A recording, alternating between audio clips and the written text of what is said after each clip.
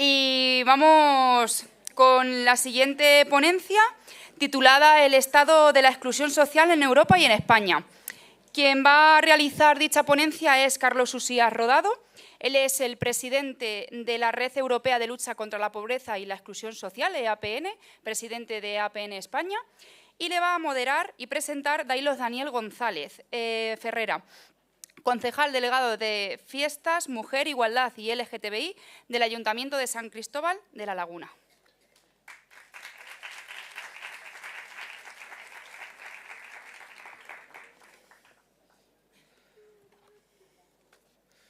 Bueno, en primer lugar, a ver si van tomando asiento las últimas personas. En primer lugar, me gustaría agradecer al área de bienestar social de nuestro ayuntamiento por tan maravilloso proyecto, ¿no? Porque llevar a cabo este congreso en una ciudad como la nuestra, una ciudad universitaria, la única declarada como Patrimonio Mundial por la UNESCO, y es de verdad que es ser todo un referente en Canarias, aunque bueno, aunque en otra isla pues hayan hecho otro congreso el mismo día. Por otro lado, me gustaría agradecer también a esa ponencia que nos abría la jornada, porque lo hizo de una forma magistral. No sé dónde está, si está por aquí José Manuel. Ah, está abajo, bueno. Pues se lo agradezco de verdad, porque él hablaba sobre todo desde su experiencia, ¿no? Desde la experiencia de tantos años, más de 40 años trabajando como trabajador social, y me imagino por todos los lugares que habrá pasado y todas las anécdotas que se le habrán quedado para contarnos. Pero aquí veo también muchísimas caras jóvenes y estoy seguro, incluyendo a la parte política como yo, que también soy joven, cada vez menos, pero que nos ilustran de verdad y nos ayudan, porque tenemos que nutrirnos de esa experiencia, tanto de José Manuel como de la persona que ahora voy también a presentar. Es un honor darles la bienvenida a esta mesa en el marco del primer Congreso de Servicios Sociales e Inclusión Social que se celebra en nuestra ciudad. En esta sesión abordaremos un tema fundamental para nuestra sociedad: la lucha contra la pobreza y la exclusión social, pilares esenciales para garantizar la igualdad y la justicia. Tengo el privilegio de presentarles a Carlos Usías Rodado, licenciado en Ciencias Políticas y Sociología, experto en evaluación, programación y supervisión de políticas públicas de inserción social y formador de formadores en economía social. Desde 2012 es vicepresidente de Acción Política e Institucional de la Plataforma del Tercer Sector. Actualmente es presidente de la Red Europea de Lucha contra la Pobreza y la Exclusión Social. Carlos cuenta con una amplia trayectoria en el ámbito de las políticas sociales y la defensa de los derechos de las personas en situación de vulnerabilidad. Su trabajo ha sido clave para impulsar estrategias que promuevan la inclusión y la cohesión social tanto a nivel nacional como europeo. En su intervención nos ofrecerá una visión experta sobre los retos actuales y las oportunidades para avanzar hacia una sociedad más equitativa, desde una visión holística. Todos los avances que se den en igualdad de derechos, no discriminación, justicia social, mejores condiciones laborales, sociales, más democracia, participación, etc. También contribuyen a luchar contra la pobreza, donde nadie quede atrás. Le cedo la palabra a don Carlos Usías Rodado.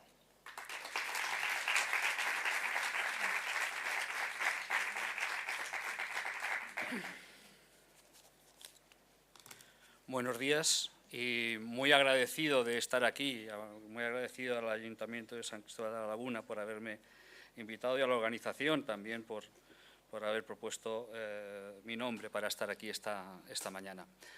El problema de las presentaciones cuando son cariñosas y buenas es que luego hablas y dices, madre mía, tampoco era para tanto, ¿no? Entonces, claro, pues, muchas veces no sabes si es mejor, pero lo que sí se agradece mucho es que te aplaudan antes de hablar, porque así ya te lo llevas por delante, ¿no? Ya lo han hecho antes, no hacía falta, ¿no?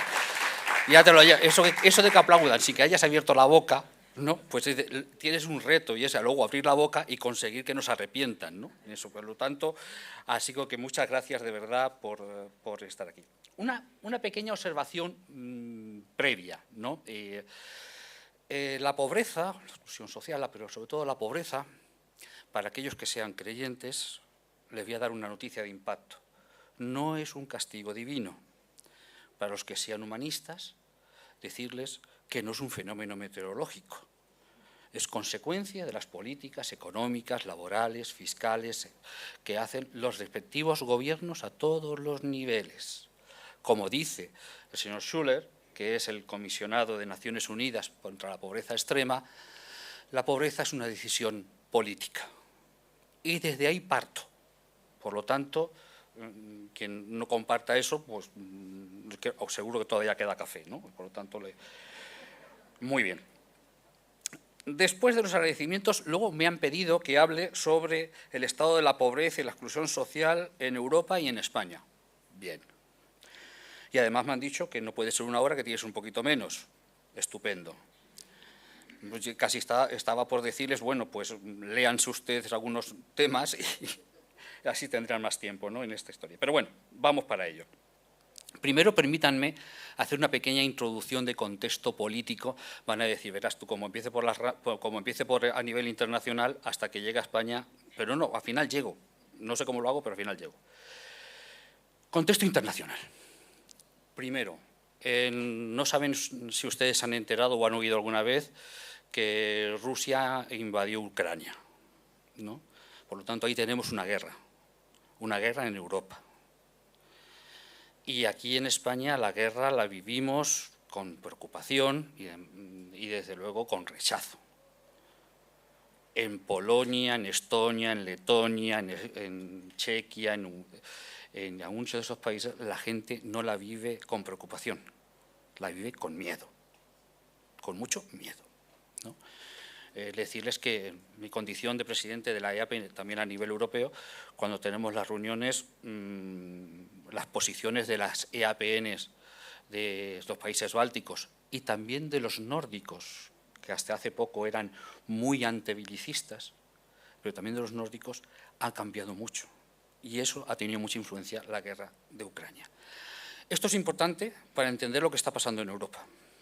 Y luego, no sé también si han oído las noticias algún día, porque tampoco han querido hablar mucho de ello, en Estados Unidos manda un nuevo señor, que es el señor Trump, y que está obsesionado con tratar de reducir el déficit público que tiene, que es el más alto del mundo, en términos porcentuales, y en términos reales y en términos porcentuales.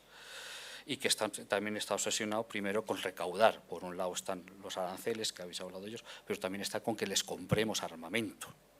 Es un elemento especialmente importante y sabéis que nos han puesto la tarea de gastarnos un 5% en armamento, eso a los amigos, como para ser enemigo. Bien, pues esto está influyendo y está influyendo mucho en Europa. Otras cosas más ahora ya de carácter más interno. Hace poco tiempo, tuvimos un año y pico, 2 años, no me acuerdo ahora mismo, tuvimos elecciones europeas. Esas elecciones que parece que va despertando un poquito más de interés, pero que mucha gente no las toma en cuenta. Pues bueno, ahí se decide, cerca del 80% de las cosas que pasan en España se deciden en la Unión Europea. Están vinculadas. En España, en las comunidades autónomas, ayuntamientos y demás, vienen muy vinculadas con lo que tiene que ver con lo que hace la Unión Europea. Bueno, pues hubo elecciones al Parlamento y salió un Parlamento peculiar, distinto a lo que había ocurrido hasta ahora. Hasta ahora en Europa estábamos gobernados por una coalición fáctica, que era el Partido Popular Europeo, el Partido Socialista Europeo y el Partido Liberal. Y luego se unían más o menos de algunos, los verdes, la izquierda, en fin, bueno, pero esos eran más puntuales. Pero los liberales, socialistas y populares, conservadores, eran los que gobernaban Europa, y era la mayoría que había. Y en torno a esa mayoría se montaban todas las políticas y demás. Ahora estamos viendo que hay 2 posibles mayorías. Ese bloque, sigue siendo mayoritario y, de hecho, la elección de doña Ursula von der Leyen y de las principales comisiones del Parlamento y demás están basadas en ese bloque, pero luego hay otra mayoría alternativa que está compuesta por los nacionalistas muy de derecha, la extrema derecha y el Partido Popular, que ya ha empezado a tener algunos acuerdos, ¿no?, dentro del Parlamento Europeo. Por lo tanto, digamos que hay esa dicotomía. Y pueden decirme que por qué ocurre eso. Dentro del Partido Popular Europeo, el liderazgo se supone que corresponde a doña Ursula von der Leyen, que era su candidata y, de hecho, es la presidenta de la Comisión.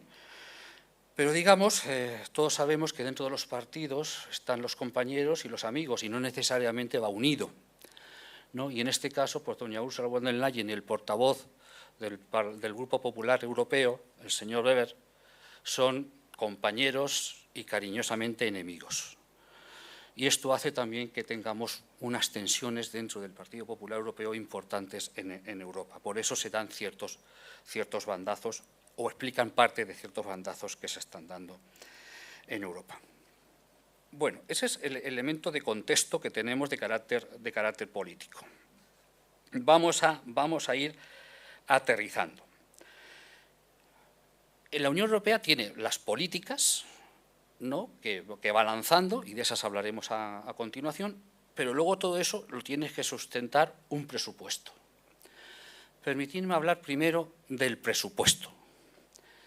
El presupuesto es una cosa que se llama marco financiero plurianual, que ahora se está discutiendo el próximo presupuesto, que termina en el 2027-28, y es donde se marca el gasto de la Unión Europea en los próximos 7 años. Es un presupuesto plurianual de 7 años. Bien, en este presupuesto, uno de los objetivos irrenunciables y que se ha marcado claramente, que tiene que ver con lo que he dicho antes, es aumentar significativamente el gasto de defensa. Pero hay unos países en Europa que se llaman los frugales, es decir, que son los que no quieren que haya más gasto del que ya existe. Ahí suele estar Holanda, suele estar Dinamarca, Alemania y algún que otro que se esconden detrás, pero hacen lo mismo. Antes les llamamos la culpa al Reino Unido, pero detrás del Reino Unido habían otros y ahí aparecen estos que estamos viendo, ¿no? Y entonces estos no es que no quieran aumentar la contribución de los países miembros al presupuesto de la Unión Europea, sino que además no quieren que se establezcan impuestos de carácter europeo o restringirlo o lo máximo posible. Es más, casi preferiría que se redujesen, ¿no? Pero claro, si tú no aumentas el presupuesto, pero decides hacer un gasto importante en defensa, eso significa que va a haber recortes en alguna parte del presupuesto, de lo que se hacía antes. O sea, tampoco hay que ser especialmente inteligente ni un matemático, ¿no? ¿Esto qué provoca? Que se mire sobre todo a los gastos más fuertes que tenía hasta ahora la Unión Europea, que eran la política agraria común y los fondos de cohesión. ¿Veis cómo me voy acercando? Tardo, pero me voy acercando al objeto de la ponencia. La política agraria común, que había recibido una propuesta con el presupuesto de la Unión que había presentado doña Ursula von der Leyen, recibía una reducción significativa, en torno al 20%, creo que era aproximadamente. Los fondos de cohesión también. El Parlamento se revolvió un poquito, sobre todo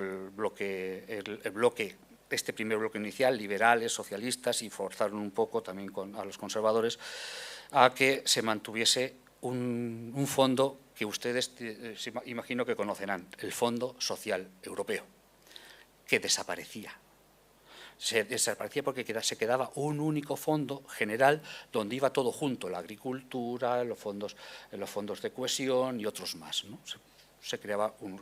Entonces se pidió que por lo menos ese se quedase y además que fuese aproximadamente del 14%. El problema, esto tiene muchos problemas, ¿no?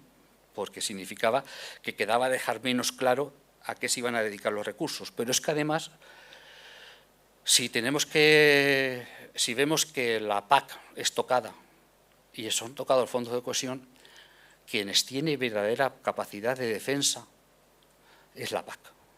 es decir, las comunidades autónomas en España, pero en otros países, países miembros que van a defender la PAC con coincidentes, los agricultores que se van a movilizar para defender la PAC, lo cual es normal, o sea, tampoco nos sorprende absolutamente a nadie, eso va a ocurrir. Pero a los fondos de cohesión hay poca gente que los defienda. Entre otras cosas, porque mucha gente ni los conoce, aunque han sido una cantidad de fondos ingentes los que han llegado a España con estos fondos de cohesión. Y ahí están el FEDER, el Fondo Social Europeo, el FEADER y demás. Bien, al estar en un único fondo, no solamente se produce que la posibilidad de mover los fondos de un lado a otro, por lo tanto van a ir aquellos que tengan más capacidad de presión, que más fuerza hagan, sino incluso con la salvaguarda del 14% del Fondo Social Europeo, se ha buscado una pequeña cosa. Antes, cuando oíamos a José Manuel en su magnífica ponencia, decía que cómo se le dan las vueltas para que no te enteres de las cosas, ¿no? Entonces, lo que se hacen es, sí, vamos a reservar el 14% para el Fondo Social Europeo. Pero, claro, el problema es que se permite que se utilice para todo, no para lo que se estaba utilizando sistemáticamente, que eran políticas claramente sociales. Si se permite también para acciones vinculadas al desarrollo rural, en el fondo lo que estamos haciendo es trasladar dinero del Fondo Social Europeo a la política agraria.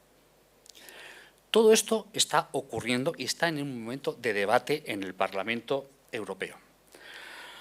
La PAC ya ha conseguido recuperar algo de fondos con respecto a estos debates.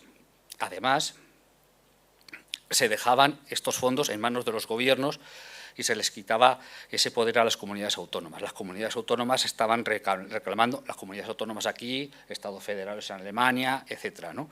A las regiones. Están reclamando y van a tener algo más de control. Pero esa es el marco financiero plurianual, el presupuesto de la Unión, eso es la materialización económica de las políticas. Y así estamos. Es verdad que la Comisión nos dice que el presupuesto ha crecido un 0,3%, que es verdad que un 0,3% todo el mundo dice, tampoco se han pasado, y es verdad que no se han pasado, pero es una pasta. Pero ese 0,3%, el 2% está para asumir los costes de la deuda de la COVID-19.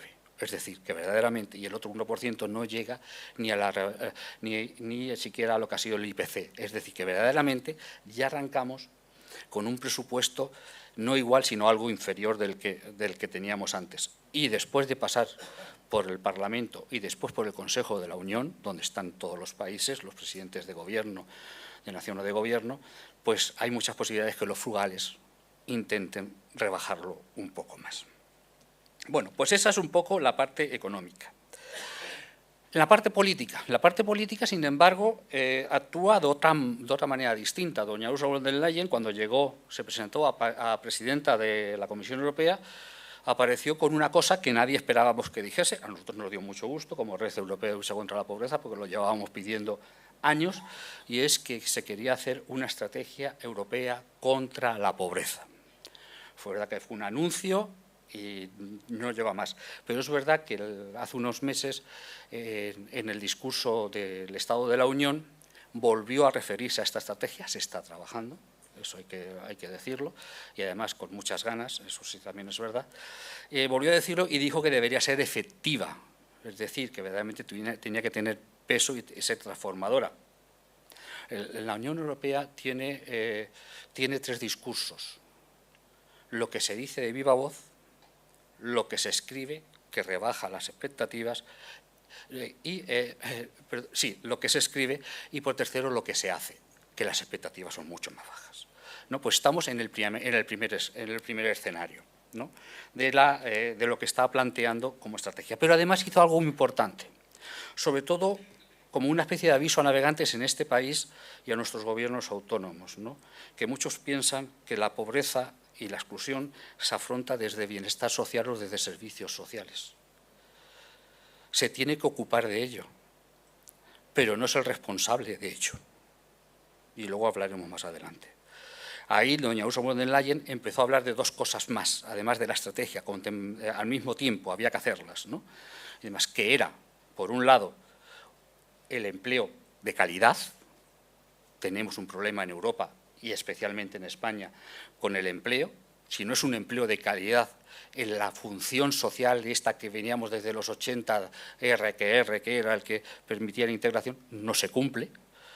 Y luego está un plan europeo de vivienda asequible, es decir, que los europeos y europeas puedan tener vivienda, que os voy a decir en España. Eso está claro. Por lo tanto, como veis, lo que son las líneas políticas no están especialmente equivocadas en lo que pueden ser estos elementos importantes. Además, ha producido también un otro acontecimiento que veremos ahí si se materializa, que es activar nuevamente la Directiva Europea sobre Igualdad de Trato. Es que dudo, perdonadme, no sé si eran 12 o 14 años paralizada. En cualquier caso, aunque me equivoque, yo creo que han tenido tiempo de pensarla en el Consejo. Ahora dicen que la van a retomar y que obviamente tienen que actualizarla. Pues también, ¿verdad? Es cierto que en esa actualización nosotros, y además nos han dicho que quieren meter también el tema de la aporofobia, lo cual nos parece especialmente bien. Pero claro, tenemos el Parlamento que tenemos, ¿eh? O sea que cuidado con lo que pedimos, no vaya a ser que nos lo concedan, ¿no? Y lo que nos concedan no nos termine de gustar mucho. Pero sí es verdad que se quiere actualizar y tenemos que trabajar. Si se mantiene ese bloque central, pues posiblemente pueda ser claramente positiva. Como vemos, tenemos esos elementos. También habló de otra cosa, que es el tema de inmigración. Pero en el tema de inmigración habló de control de fronteras, no habló de procesos de integración dentro de la Unión Europea, solamente habló de control de fronteras, ¿no? Externalización del problema y demás. Y claro, si no habla de integración y demás, además decir esto en sitios como Canarias, ¿no? Pues dices, bueno, pues ¿en qué están pensando?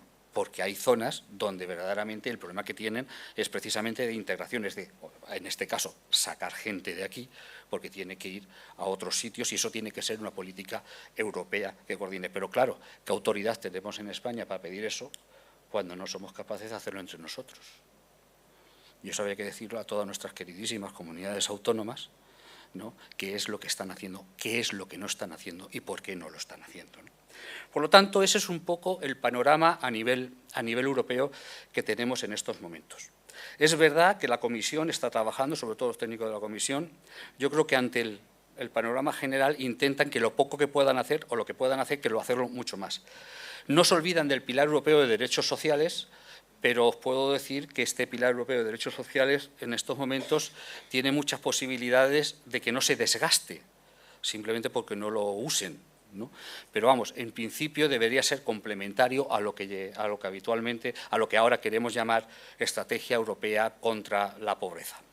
Por lo tanto, vemos que las orientaciones que quieren hacer desde la Comisión Europea en políticas de protección social, de inclusión social, podríamos decir que van en la buena dirección, pero estamos viendo que en el ámbito de lo que son los presupuestos, los recursos y demás, van en otra, ¿no? Y bueno, pues hacer políticas de integración sin recursos o con menos recursos, pues agradece la voluntad, pero es como cuando en pobreza siempre decimos aquello, de que cuando vamos a las administraciones muchas veces nos dicen que llevan el tema de la pobreza en el corazón y nosotros lo agradecemos, porque está muy bien, pero también solemos decir, pero también la podías llevar en la cabeza y a ser posible en el presupuesto, porque es que si no, con el corazón, mucho cariño, pero mucha pobreza, ¿no? Con eso es importante que lo tengamos en cuenta.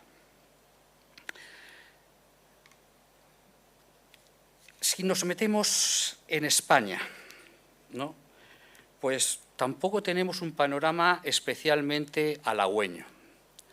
Decir que, por ejemplo, una cosa que se me olvidaba, un elemento importante, y es que la Comisión Europea, y yo creo que ahí hemos tenido mucho que ver las entidades sociales y demás,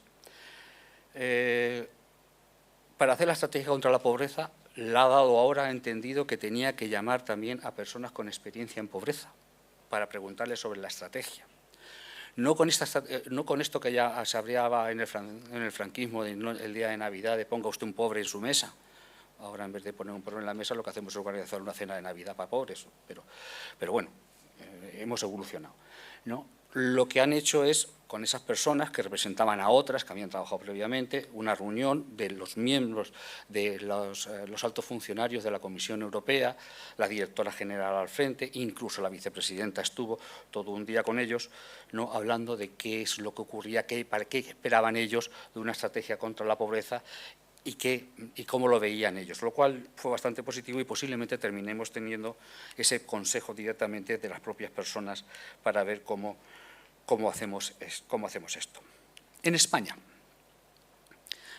sabéis todos ustedes que llevamos tiempo sin presupuesto. Es verdad que se ha notado menos porque hemos tenido la inyección de los fondos de los fondos Next Generation, ¿no? Aparte de los fondos europeos, pues teníamos los fondos de cohesión, teníamos los Next Generation, ¿no? Hay que tener que España fue uno de los pocos países, no me atrevo a decir que el único, porque algunos han hecho alguna cosa, que dentro de los Next Generation puso una línea clara de políticas sociales. O sea, eso es una excepción. Con lo cual, hay que reconocerlo. Y por eso ha habido algunas cosas que han llegado, ¿no?, a la ciudadanía directamente de estos fondos de generación, al final desde el ámbito de la cohesión social, desde los servicios sociales, de las políticas de protección, etcétera, ¿no? Aparte que el cambio que se tuvo a la hora de tratar la crisis de la COVID con respecto a la crisis del 2008-2010 es como comparar un huevo y una castaña, no tienen absolutamente nada que ver, ¿no? La Unión Europea, sobre todo la Unión Europea, los gobiernos autónomos y demás, la reacción ante la COVID fue totalmente distinta, afortunadamente, ¿no? De hecho, doña Ursula von der Leyen en el fondo le ganó otra vez la partida al señor Weber gracias a la gestión que se hizo con la COVID, ¿no?, y con toda esa gestión. Por lo tanto, eso había que ponerlo en valor. Y aquí en España se hizo una cosa que ahora empieza ya a ser un poco criticada, muy criticada, que era lo que se llamó el escudo social. El escudo social, el gran problema que tuvo es que no fue lo suficientemente intenso. Y el problema que está teniendo es que se va desmontando porque muchas medidas eran temporales, ¿no? Y de hecho ahora tenemos a 31 de diciembre, tenemos que decaen algunas medidas, ¿no?, como es el tema de desahucios, como son algunas cosas más, que estamos peleando para que no decaigan. Es verdad que otras se han ido manteniendo en el tiempo, como es complementar el ingreso mínimo vital, mejorar el bono social, pero bueno, eso lo haremos ahora, que ahí tenemos unos niveles de non-TECAP tremendos. El non-TECAP es personas que teniendo derecho a una prestación no llegan ni a pedirla. No es que no se le conceda, que esa es otra, ¿no? Y eso posiblemente Ángel lo hablará más adelante, ¿no? Pero es que hay gente que no llega ni a pedirla porque piensa que no tiene derecho a ella. El ingreso mínimo vital es compatible con el empleo, por ejemplo, y mucha gente no lo sabe, ¿no? Unos empleos que tienen muy bajos ingresos y es compatible. Esto sería muy importante, por ejemplo, en el tema de las familias monoparentales, donde precisamente más del 80% de esas familias monoparentales son familias de mujeres con hijos a cargo.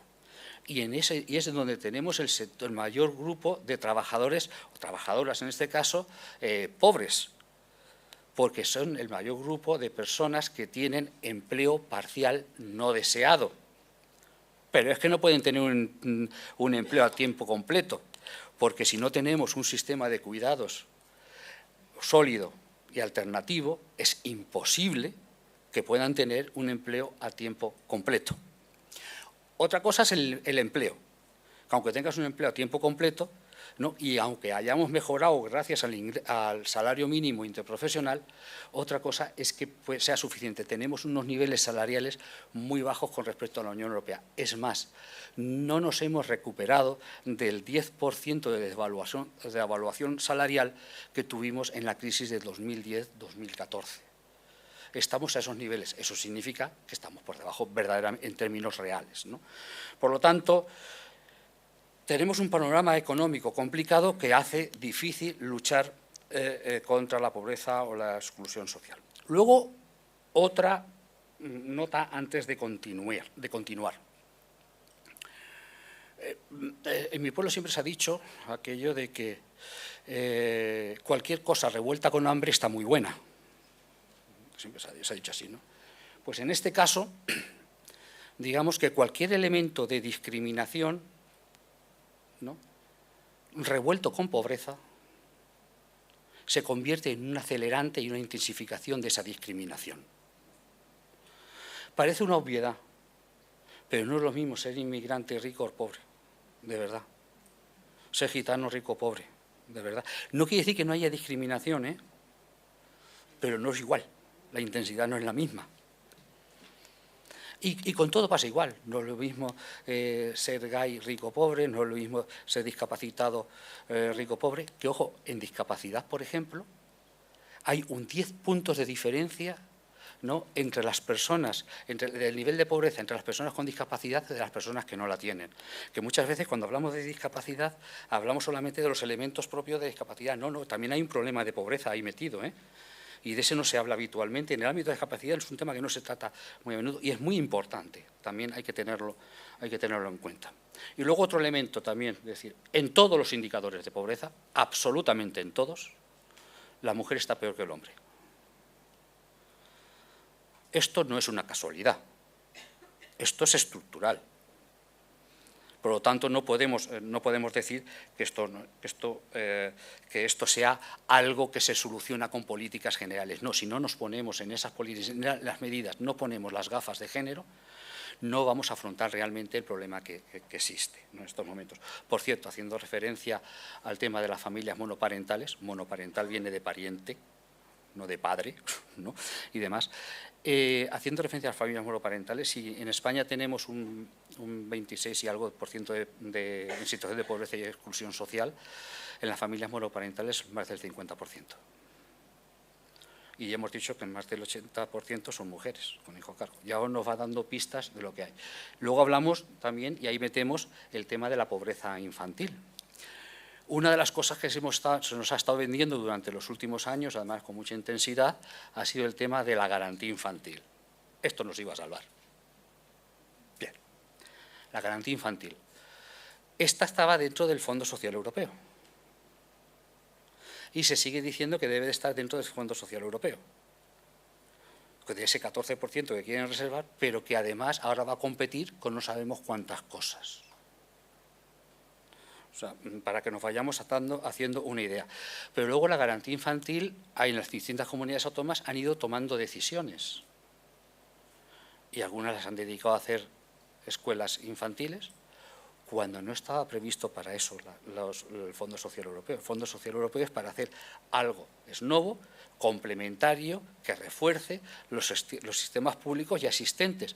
Y en algunos casos se está utilizando para hacer una apariencia de sistema público precario. Y eso nos está ocurriendo en muchas comunidades autónomas. Otro elemento importante también, antes de continuar, es la necesidad de dejar clara la responsabilidad pública. Hay mucha gente que piensa, miren, EAPN es una entidad de entidades. En España en EAPN estarán en general en torno a unas 8.000 ONGs.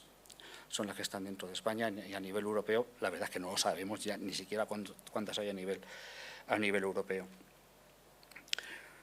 Pero sí les digo una cosa, cuando aumenta la pobreza, cuando aumenta la carencia, cuando se debilitan los servicios públicos, a las entidades sociales les va bastante peor.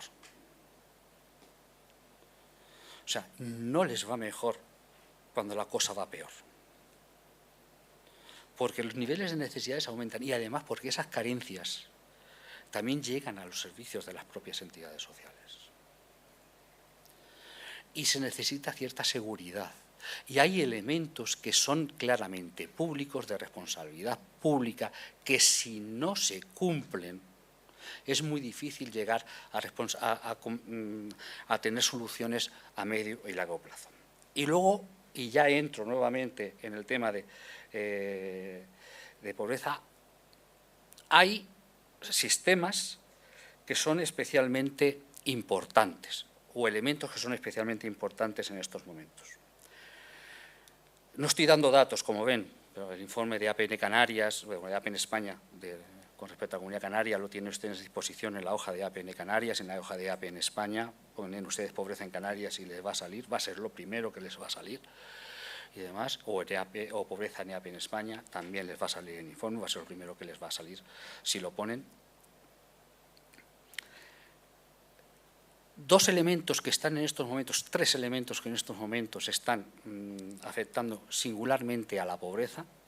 Yo, no sé, como ven, no estoy hablando de nuevos perfiles de pobreza, porque cuando se habla de nuevos perfiles de pobreza parece que nos tenemos que ocupar de los nuevos y los viejos que ya están acostumbrados que sigan con ello, ¿no? Y no es eso, sino son nuevas personas, ¿no? Más que nuevos perfiles, ¿no? Y demás. Entonces, lo que sí tenemos que tener claro es que tenemos un elemento que es el empleo, como he dicho al principio, en España, que está generando unas situaciones de pobreza importantes. Tenemos una pobreza en trabajadores pobres alta, muy alta, la tasa más alta de la Unión Europea. Pero es que más del 30% de las personas en situación de pobreza tienen empleo. Esto que también es el grupo más grande de las personas en pobreza. Todo el mundo dice, si damos empleo, se termina con la pobreza. No, el grupo más grande de personas en pobreza es las que tienen trabajo, las que tienen empleo. Ahí están las que tienen trabajo parcial no deseado, las que tienen empleo precario, etcétera, ¿no? Ese es el grupo más grande, ¿no? Las que peor están son las que están en desempleo. Pero es distinto. No nos equivoquemos una cosa y otra. Por lo tanto, el tema de empleo es básico, tanto en niveles de retribución como en la cantidad y la calidad del empleo, ¿no? Por lo tanto, una estrategia de empleo inclusivo es extremadamente necesaria para este país, o como dice la Unión Europea, empleo de calidad. No, ya parece ser que si lo dice la Unión Europea y lo dice una presidenta de la Comisión Europea, que desde luego no se la considera una perroflauta, que es más bien del establishment, ¿no? Pues entonces a lo mejor es más creíble y se puede empezar haciendo. Luego tenemos el tema de la vivienda, que voy a decir aquí en Canarias, ¿no? Pero en el tema de la vivienda nos encontramos con que está siendo un factor de empobrecimiento de las familias. Porque incluso familias, hogares que no están nominalmente en situación de pobreza, sin embargo, están viviendo en las condiciones de pobreza, porque están derivando una gran cantidad de recursos al sostenimiento de la vivienda, al mantenimiento y sostenimiento de la vivienda. Y eso genera, además de la expulsión que se produce en determinadas zonas. Y todo el mundo habla de los jóvenes, que es verdad, pero esto afecta va más allá de los jóvenes. Entrando en los jóvenes, permitirme aquí un inciso, entrando en los jóvenes, también hay un movimiento últimamente muy preocupante, y es la contraposición del sistema de prestaciones y las jubilaciones de la tercera edad, ¿no?, de las personas mayores, y en contraposición con los jóvenes. Y en el fondo lo que nos vienen a decir, si os lo oís, es que como que el sistema de prestaciones de los mayores está muy bien montado, viven de lujo, y que los jóvenes están mal, lo que había que hacer era traspasar recursos, de un sitio a otro, ¿no? Pero si tenéis la oportunidad de que alguien os diga eso, preguntarle, ¿y qué hacemos con los mayores? Primero preguntarle por qué hacemos con los mayores. Que vais a ver que todas las medidas es empeorar el sistema. Y luego, para compensar, es que se hagan pensiones privadas, los que puedan. Claro, porque si estás ganando 1.200 euros, el plan de pensiones que te puedes hacer, chiquitín, chiquitín, chiquitín. Pero lo más importante no es eso, ahí damos recursos. Bueno, ahí liberan un montón de dinero. Y luego preguntas, ¿y cómo lo vais a hacer llegar a los jóvenes? Y aquí ya es la... Aquí te dicen, no, hay que darles más formación, hay que incentivarlos, tienen que ser emprendedores. O sea, humo. Recortamos para recortar impuestos, no para mejorar la vida de absolutamente nadie. No hay ninguna propuesta concreta que vaya para los jóvenes. Que nos digan primero las propuestas. Y luego lo que tendremos que hacer es ver de dónde salen los recursos. tenemos unos niveles de imposición fiscal en España de los más bajos de Europa. No nominalmente, sino de recaudación real. Porque además tenemos unos niveles de evasión y elusión fiscal importantes, hemos reducido la economía sumergida, hay que decirlo, que eso es verdad, que se ha reducido la economía sumergida, y yo otras veces lo he dicho y ahora lo vuelvo a repetir, llevaba mucho tiempo sin decirlo, pero en España hacer política social, para mejorar las políticas sociales es verdad que hace falta más trabajadores sociales, más educadores, más médicos, más sanitarias, hacen falta más profesoras y más profesores y hacen falta 2 batallones mozos grandes y contundentes de inspectores de Hacienda y inspectores de trabajo. Esos también hacen política social y de la buena. Dicho esto, entramos viendo que el tema de vivienda, si afrontamos la vivienda, tenemos que afrontarla a medio y largo plazo, pero también a corto, y a medio y largo plazo la receta está casi clara. Otra cosa, como luego se materializa, que tiene que ser la vivienda en alquiler y que no sea luego privatizada, si se hace con recursos públicos, que se mantenga dentro del ámbito de lo público, con alquileres asequibles, donde la gente pueda tener por lo menos el inicio o un desarrollo de vida. Hay que tener en cuenta que mientras que en la Unión Europea tenemos una media del 9% de vivienda pública en alquiler, aquí estamos en el 2%, con toda nuestra fuerza, ¿no? Y demás. Pero claro, hasta entonces, porque la vivienda se tarda en hacer, se tarda en ponerla en valor, hay que tomar medidas en estos momentos tenemos un montón de viviendas, tenemos que ver qué medidas tomamos para afrontar, por ejemplo, el ámbito de los jóvenes, también el ámbito de los alquileres, del coste de los alquileres. La ley de vivienda habilita a las comunidades autónomas a hacer muchas cosas y algunas simplemente se niegan a hacerlo por muy evidente que sea la situación que están viviendo. Y además, por lo tanto, tenemos que actuar sobre el empleo, sobre la vivienda. Y luego tenemos que hablar también de las políticas de familia.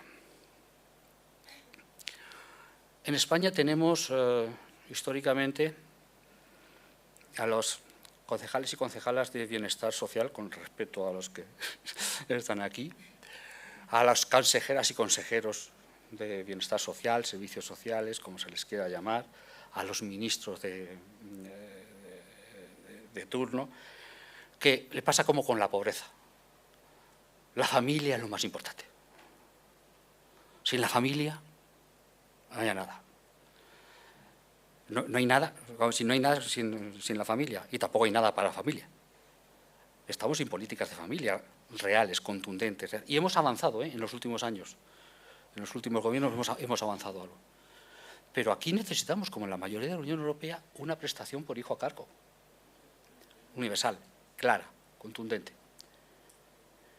Y además de esa prestación por hijo a cargo o por crianza, ¿no? Tenemos que desvincularla del empleo y tenemos que vincularla a la situación de las familias en el primer paso. En el segundo, si es universal, mejor. ¿Y por qué decimos universal? Porque en estos momentos todo lo que no es universal se convierte en una prestación a demanda. Y en las prestaciones a demanda, el non-TECAP, es decir, el número de personas que tienen derecho a la prestación pero que no llegan a pedirlo, estamos en España por encima del 60%. Por lo tanto, es un timo, si lo hacemos así. La medida queda bien, pero es un timo. Pasa como el sistema de rentas mínimas de las comunidades autónomas antes del ingreso mínimo vital. Había comunidades autónomas que tenían incluso un ingreso mínimo vital, que podía, una renta mínima que podía estar por encima de lo que luego llegó el ingreso mínimo vital. Pero no se lo daban a nadie. Por lo tanto, en vez de 500 euros al mes, podrían haber puesto 1 millón al mes. Si no se lo das a nadie, tampoco te va a costar mucho problema económico, ¿no? Por lo tanto, tenemos que ver cómo articulamos las viviendas, cómo articulamos las medidas para que lleguen a la ciudadanía, para que lleguen a la gente que lo necesita. Por eso se pide muchas veces la prestación universal. Porque habría una manera de poder evitarlo y poder hacerlo atendiendo a los niveles económicos. Y esto tiene que ver con las políticas fiscales, es que todo el mundo haga la declaración de la renta. Que parece que estoy hablando de otra cosa, no, estoy hablando de políticas sociales, porque si todo el mundo hace declaración de la renta, se puede hacer transferencias directas sin ningún problema. Ojo, en la prestación por hijo a cargo también se puede hacer, porque os aseguro que el gobierno sabe cuántos hijos tiene cada familia, que tampoco es tan complicado. Pero con la declaración de la renta universal, que todo el mundo la tenga que hacer, porque no sé si ellos saben, pero con el ingreso mínimo vital que se obligó a hacer la declaración de la renta, a más del 80-85% les ha salido a devolver. La mayoría de las personas que no tienen obligación de hacer la declaración de la renta, si la hiciesen, les saldría a devolver. Y a las que no se la devuelve generalmente es porque ha habido un ingreso extraordinario, puede haber llegado una herencia, pero seguramente al año siguiente, automáticamente, les saldría otra vez a devolver. Por lo tanto, es importante, es una medida que nos ayudaría a simplificar el sistema, a no tener que pedir tantos papeles. Y luego, también en ese notecado, también luego influyen elementos que tienen que ver con las condiciones que se ponen para la obtención. Joder, perdón. Me dicen ya que me vaya callando. Joder, pues me quedaba. Bueno, ingreso mínimo vital. Se han puesto condicionantes increíbles, ¿no? Por ejemplo, lo de las unidades de convivencia, que a mí me hizo mucha gracia cuando llegó una nota del Ministerio a todos los ayuntamientos, a los servicios sociales, pidiendo que tenían que certificar las unidades de convivencia y demás. Y la tenía que firmar el secretario o secretaria general del ayuntamiento. Te me acordaba de que lo que has dicho tú, que firmaba el alcalde, ¿no? Un secretario general del ayuntamiento, una secretaria general del ayuntamiento firmando las unidades de convivencia. O sea, pues menganito se acuesta con zutanita, o menganita con menganita, ¿no? Luego nos dijeron a las entidades sociales, sabéis que la EAPN hace de plataforma, de paraguas de todas las entidades sociales que están trabajando también para poder hacer certificación, y si le dije a la secretaria general, a mí no me pongas a firmar eso, que bastante sé yo, y además no me gusta meterme en la vida personal de nadie, ¿no? O sea, ponemos medida y bueno, o decir que hay que tener en cuenta los ingresos del año anterior. La gente vive las situaciones en el momento, no vive de lo que vivió el año anterior, ¿no? Por lo tanto, hay elementos, pero eso lo va a hablar mucho mejor Ángel que yo, posiblemente. Y ya, pues para terminar, aparte de estos tres elementos que siempre se dicen, antes José Manuel nos recordaba los 4 pilares. Nosotros lo de APN nos hemos inventado y decimos que hay 6 pilares para la inclusión social, para erradicar la pobreza y demás. Un pilar es el tema de los ingresos en las familias, que tiene que ver con el empleo digno, con las pensiones dignas y con un sistema de rentas mínimos digno.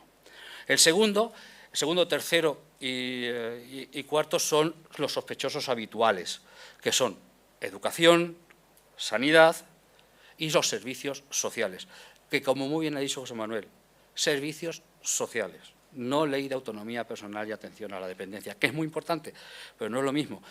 Este que lo es, le miró muy mal entonces la ministra de Educación y Servicios Sociales, porque Servicios Sociales ha ido dando vueltas en el gobierno por el ministerio que pasaba cerca y demás, ¿no?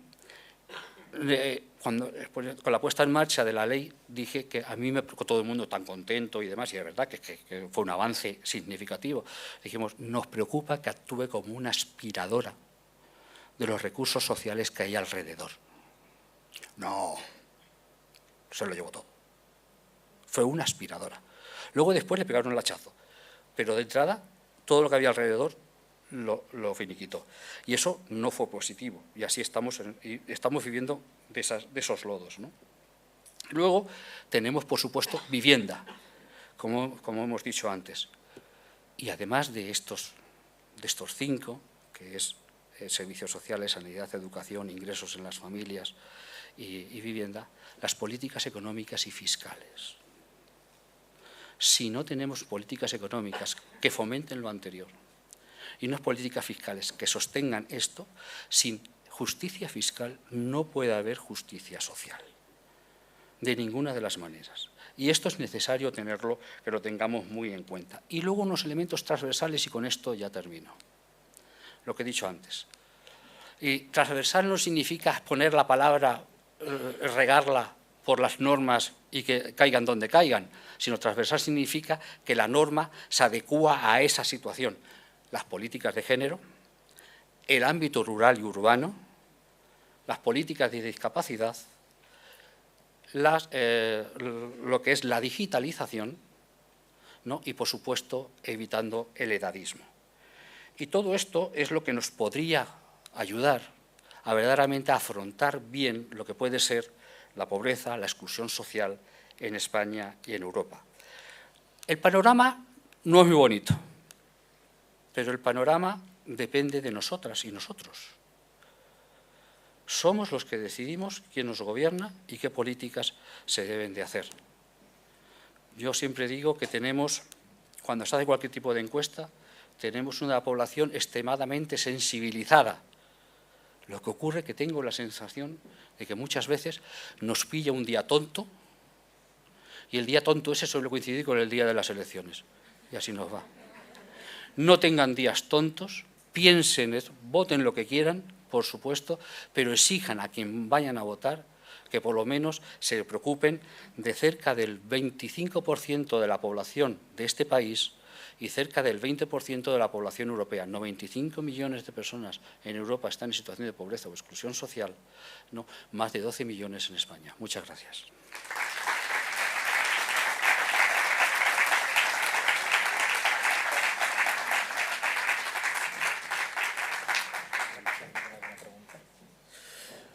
Bueno, muchísimas gracias a Carlos por esta ponencia. Si alguien tiene alguna pregunta, es el momento, eso sí de una forma breve, porque tienen que continuar este congreso, pero por supuesto si alguien tiene alguna pregunta para el ponente, pues aquí está para responderla.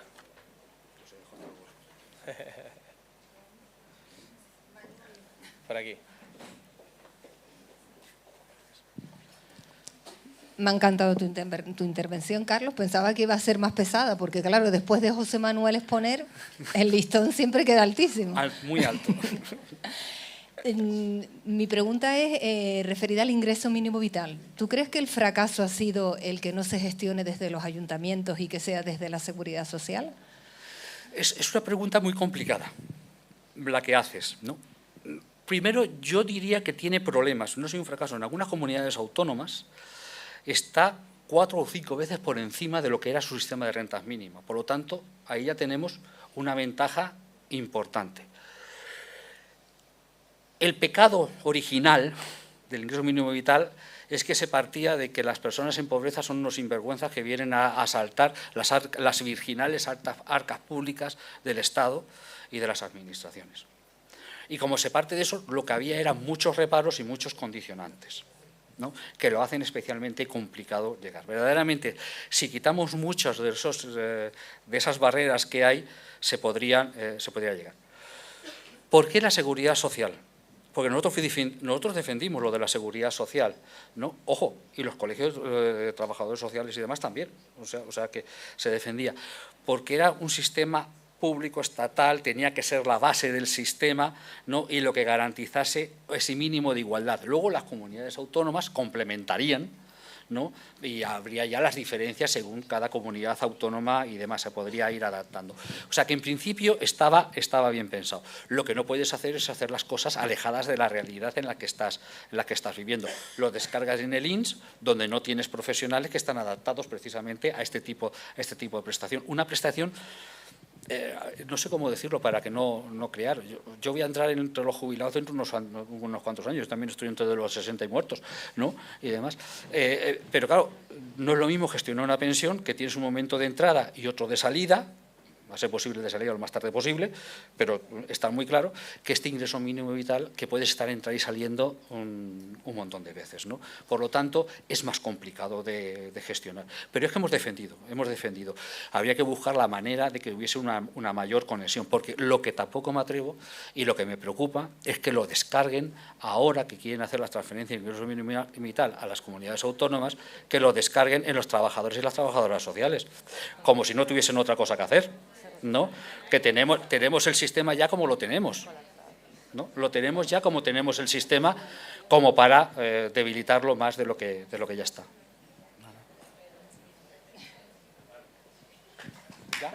Bueno, pues muy bien.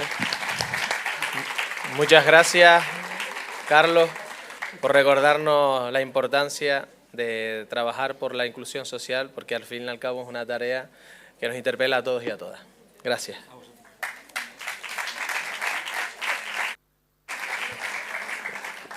Muchas gracias, Carlos, por ajustarte al tiempo. Antes de dar paso a la última ponencia de la mañana, nos gustaría pediros unos minutos de vuestro tiempo para que accedáis a nuestras redes sociales, La Laguna Social, ¿vale? Tanto Facebook, Instagram como Twitter, pues para poder seguirnos y mencionarnos en todo el contenido que subáis. Otra cosa también, a quien no haya dado tiempo de recoger los tickets para la cena de esta noche, en el hall abajo en Secretaría se pueden recoger. Sin más, continuamos con la última ponencia de la mañana, la situación actual de los servicios sociales en Canarias. Para ello tenemos con nosotros a Celsa Cáceres, profesora del Departamento de Trabajo Social y Servicios Sociales de la Universidad de La Laguna. Además, presentará y moderará esta ponencia José Manuel Díaz González, profesor del área de Trabajo Social y Servicios Sociales en la Universidad de La Laguna, vicedecano de Ordenación Académica y Coordinación Docente de la Facultad de Ciencias Sociales y de la Comunicación. Adelante.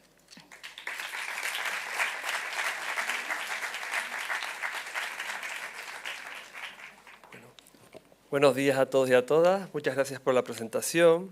Vamos a continuar con el programa del Congreso. Bueno, es un honor para mí presentar a la siguiente ponente, la compañera Celsa María Cáceres Rodríguez, profesora doctora del área de Trabajo Social y Servicios Sociales del Departamento de Ciencias de la Comunicación y Trabajo Social de la Universidad de La Laguna, donde ha desarrollado durante muchos años su intensa labor como docente, investigadora y de transferencia del conocimiento.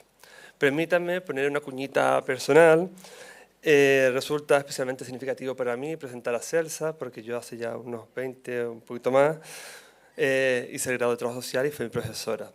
Y después también, años más tarde, hace 11, 12 años, también coincidimos en un máster, el máster de Intervención Familiar, y años más tarde en el máster de Mediación Familiar, Social y Comunitario. Ahora, en este momento, bastantes años más tarde, coincidimos en el mismo departamento como docentes y impartiendo docencia también en el grado de Trabajo Social, lo cual es muy gratificante para mí. Su producción científica es amplia, rigurosa y fundamental para comprender los retos actuales de los servicios sociales, la intervención comunitaria, los derechos humanos, las desigualdades de género y la digitalización en el ámbito social. Entre sus publicaciones más recientes destacan algunos trabajos, voy a nombrar algunos nada más. La intervención comunitaria, una propuesta participativa de este año, también la percepción de las trabajadoras sociales sobre las implicaciones de la inteligencia artificial en las prácticas profesionales, también de este año, y sus aportaciones sobre el enfoque basado en derechos humanos y la aplicación desde el trabajo social del año anterior. A lo largo de su trayectoria, ha abordado temas como la discapacidad, la exclusión social, la inmigración, el envejecimiento, la brecha digital y la evaluación de políticas públicas, entre otras cuestiones, consolidándose como una autora prolífica, crítica y comprometida. Asimismo, su experiencia investigadora incluye diagnósticos sociales de referencia en Canarias, informes de colaboración para administraciones públicas, análisis sobre los colectivos en situaciones de vulnerabilidad, así como diversas contribuciones en libros, capítulos y en artículos científicos, durante al menos 2 décadas que yo recuerdo. De hecho, recientemente ha dirigido el diagnóstico y análisis multisectorial de la situación y el estado de los servicios sociales en Canarias. Su capacidad para integrar investigación, docencia y su compromiso social la convierte en una voz especialmente autorizada para abordar la ponencia que nos presenta hoy, la situación actual de los servicios sociales en Canarias. Ella hará una ponencia de unos 40 por ahí, 40-45 minutos, y después tendremos un espacio para preguntas, incluso un pequeño debate, si nos lo permite la organización. Sin más, le doy la palabra a Celsa.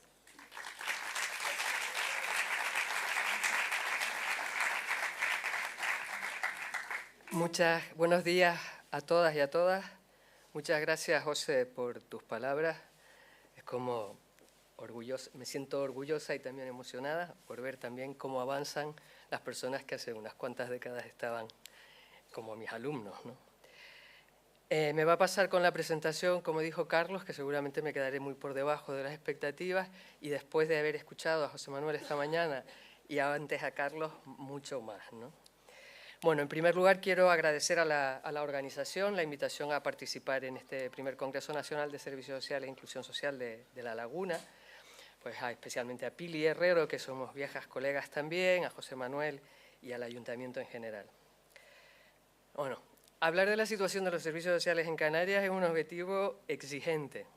Después de todo lo que he escuchado, que han puesto ya algunos, decía Carlos, has puesto el marco, esta mañana José Manuel puso el foco en la dependencia, yo diría en este momento que es arriesgado.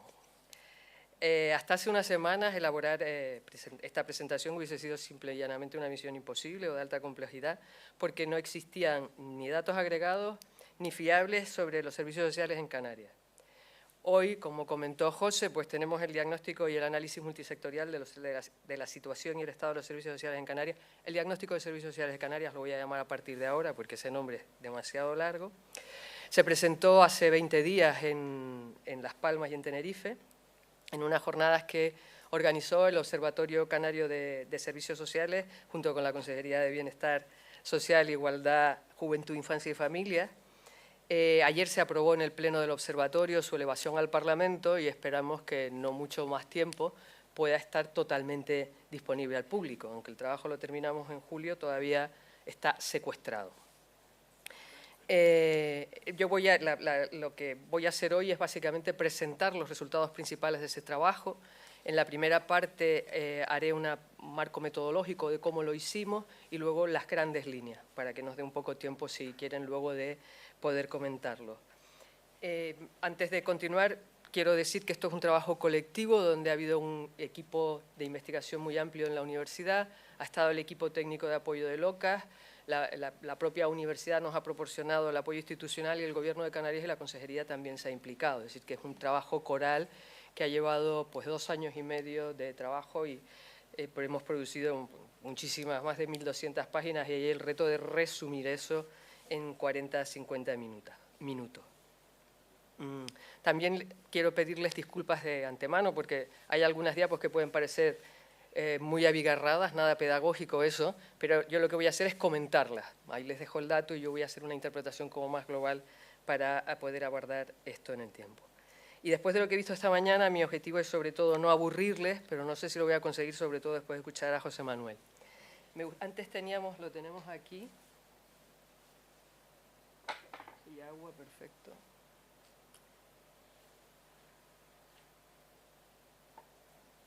Magnífico.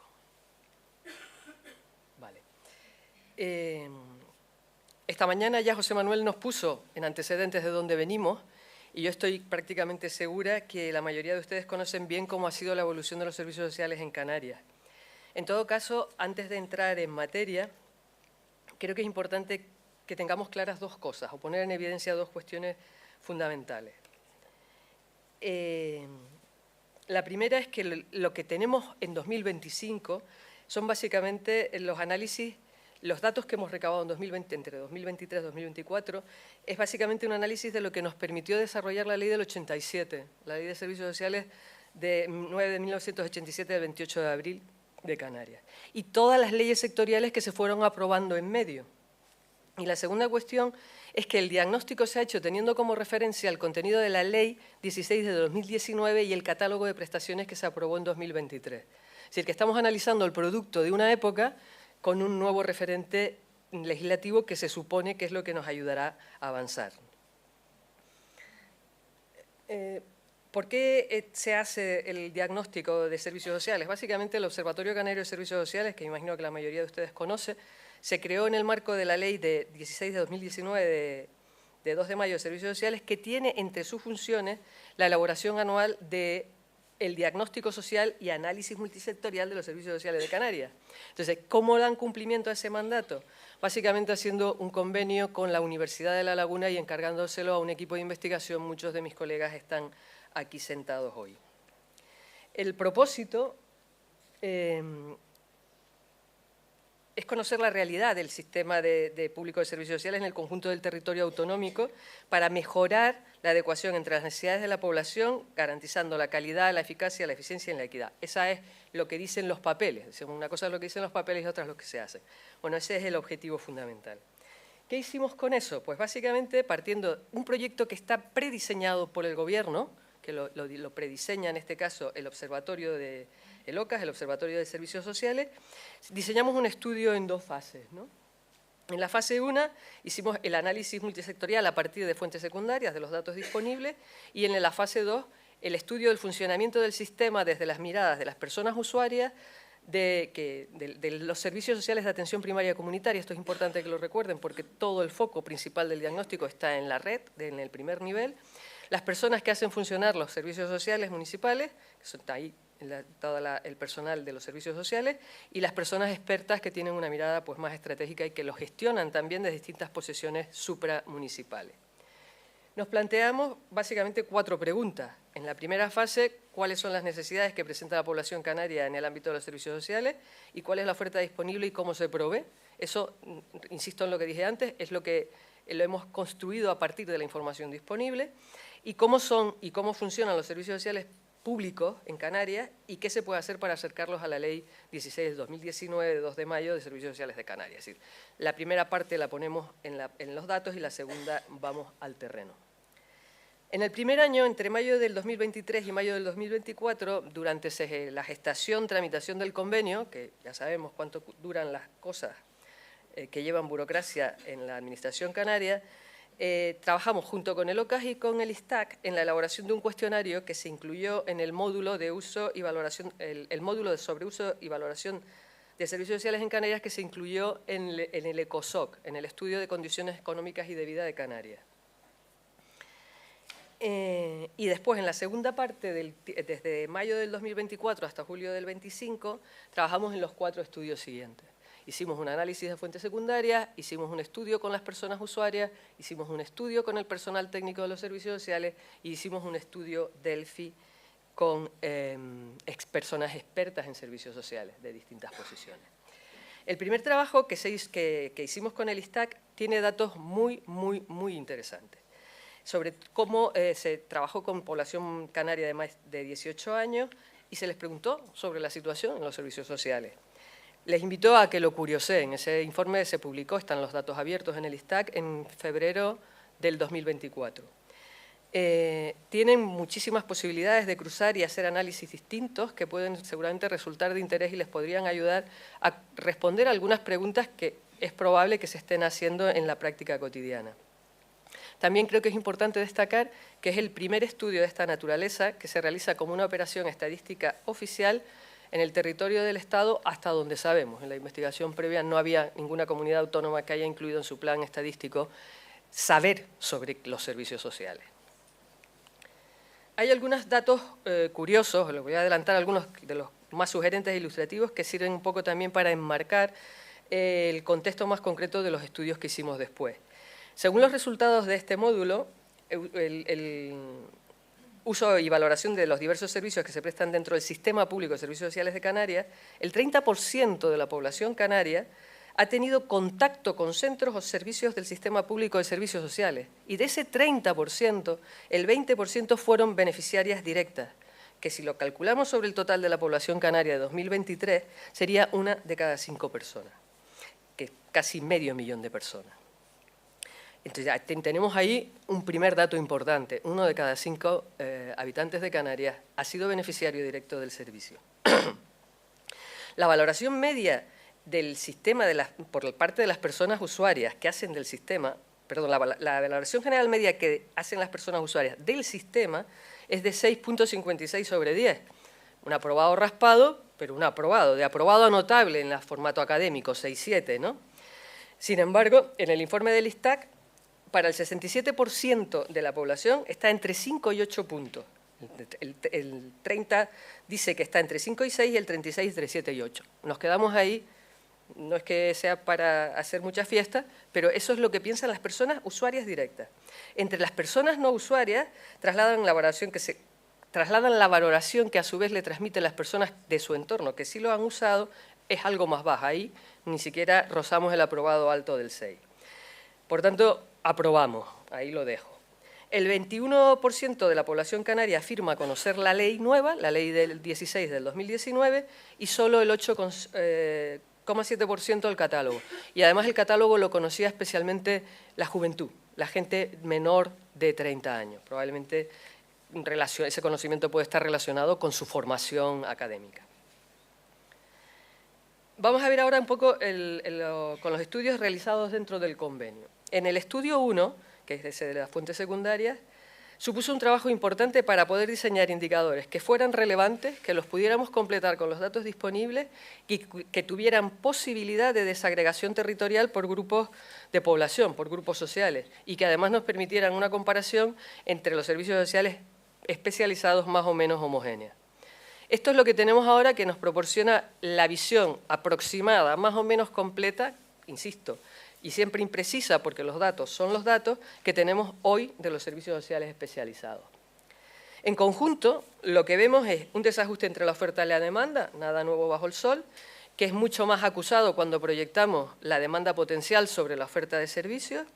Se ponen en evidencia también algunas lagunas de la Ley 16 del 2019, como puede ser la atención a la población LGTBI o a la juventud, que no están contempladas, los ya redichos y bien conocidos largos tiempos de espera en discapacidad y en atención a la situación de dependencia.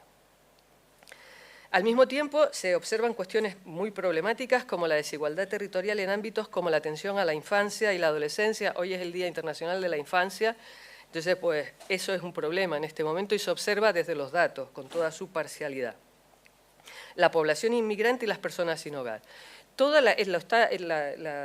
Digamos que la atención en los servicios sociales especializados la sostiene el tercer sector en las circunstancias en las que está, y en este caso especialmente en esos tres, en la población inmigrante y las personas sin hogar. Si no existiera el tercer sector, simplemente no tendrían atención. Una conclusión que seguramente podrán compartir conmigo: hay que mejorar el registro de la sistematización de los datos sobre el sistema público de servicios sociales. Nada nuevo bajo el sol, lo sabemos, lo único que hacemos en este caso es constatarlo. Lo que hemos hecho para empezar a mejorar esta situación es obtener datos directos desde las personas que están conectadas cotidianamente con el sistema público de servicios sociales en distintas posiciones. En este caso, pues, casi 1000 personas aportaron su experiencia, su valoración sobre el funcionamiento del sistema público de servicios sociales. De las características técnicas del estudio con personas usuarias de los servicios sociales de atención primaria y comunitaria, es importante señalar que se hizo un muestreo aleatorio polietápico en busca de representatividad de esta población. En este caso, la cantidad no es tan importante, es decir, 691 personas usuarias que participan en el mismo representan, estadísticamente hablando, lo decía esta mañana José Manuel, verdades, mentiras y estadísticas, representan, en teoría, estadísticamente hablando, a la población que usa los servicios sociales en Canarias, que eso complementa la visión de las 494 que estaban en el ECOSOC. Hay más mujeres que hombres, en torno a los 51 años, con estudios secundarios y primarios, residen mayoritariamente en viviendas unifamiliares y perciben menos de 1.000 euros al mes de media. De las características técnicas del estudio del personal de servicios sociales, es destacable que la participación fue voluntaria, más allá de lo esperado. Si teníamos un objetivo que fue superado con creces, lo que también nos indica el interés que puede tener los profesionales de los servicios sociales en conocer o en ampliar su conocimiento sobre estas cuestiones. Y también nos proporciona una visión muy rica en matices y muy consistente en las cuestiones claves que vamos a ver ahora. Esto no es así, es esta. La atención recae en mujeres trabajadoras sociales, aunque esto, paréntesis, se dirigió la invitación a participar a todo el personal de servicios sociales, pero la respuesta mayoritaria fue de trabajadoras sociales, es decir, que el perfil mayoritario está ahí. Mujeres trabajadoras sociales de los servicios sociales de atención primaria y comunitaria que tienen más de 16 años de experiencia media, con salarios entre 2.000 y 2.300 euros, cuestión esta, como vamos a ver ahora, que genera bastante insatisfacción. En el Delphi fue sin duda el estudio más complicado, al contrario que con el personal técnico, la participación se quedó muy cerca del objetivo mínimo esperado. El cuestionario fue largo y tedioso, lo que probablemente hizo desistir a más de una persona. Aún así, pues nos proporciona información valiosa desde una mirada estratégica. También prevalecen aquí las mujeres con largas trayectorias y experiencias en servicios sociales, con edades entre 40 y 64 años, una mediana de 53 y con perfiles profesionales diversos. Vamos al nudo gordiano del diagnóstico de servicios sociales de Canarias.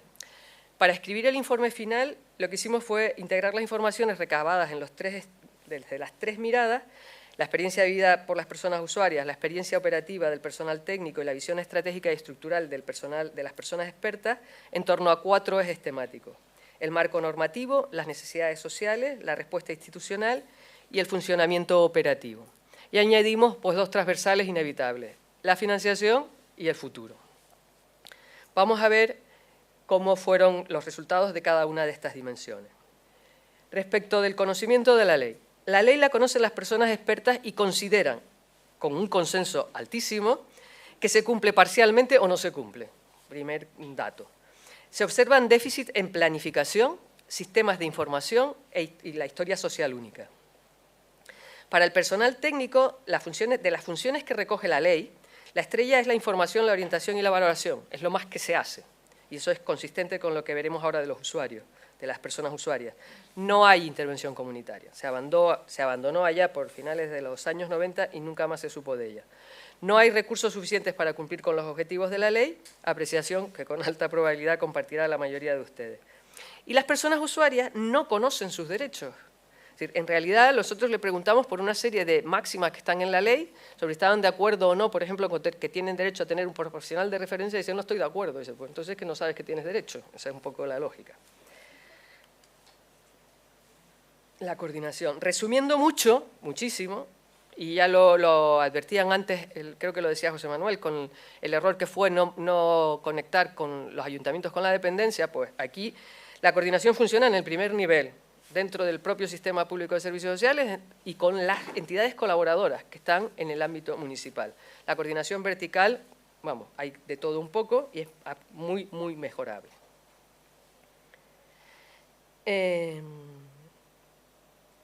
Me perdí. Así ya. Sobre las necesidades, lo que vamos a destacar es básicamente las áreas donde hay mayor demanda de atención, que combinan viejas y nuevas necesidades, con las barreras de acceso y la satisfacción general con el sistema. Las personas usuarias muestran en general valoraciones positivas con la atención, el esfuerzo que hacen las profesionales para buscar soluciones y con los recursos. Me van a permitir que es inevitable pensar que esta opinión está algo condicionada por su condición de clienta cautiva. Es decir, el sistema público de servicios sociales tiene el monopolio de la oferta. No me puedo ir a otro sitio, pues de alguna parte tengo que sacarlo. Por si acaso voy a decir que estoy contenta. El personal técnico pone de manifiesto la necesidad de potenciar la atención y el apoyo a personas en situación de soledad no deseada, problemas de salud mental y con adicciones. Y ahí veremos luego que se genera una tensión, porque las competencias del sistema, por ejemplo, de los servicios sociales en adicciones no están, pero si la gente percibe que pueden venir por ahí, tendremos alguna dificultad. La mirada de las personas usuarias resulta en cierto sentido conmovedora, porque podría ser un reflejo de cierta forma de asimilación con las personas más frágiles. Fíjense que priorizan la infancia desprotegida y las familias con personas con discapacidad frente a la juventud. Acaba de decirnos Carlos la atención intergeneracional que estamos teniendo entre población mayor y juventud. Y aquí sale de otra manera, pero también se aprecia. No perciben problemas de acceso para sí mismas. Nadie ha dicho que pueden llegar al sistema sin problemas. Desde la mirada profesional no se perciben barreras en general. Los profesionales no piensan que las personas tengan dificultades para llegar al sistema, pero sí nos advierten que hay grupos como personas en situación de dependencia o discapacidad, junto con las personas inmigrantes, que pueden encontrar más dificultades. Quizás porque serían grupos susceptibles de mayor brecha digital, limitaciones en la movilidad y menor accesibilidad cognitiva en los procesos burocráticos.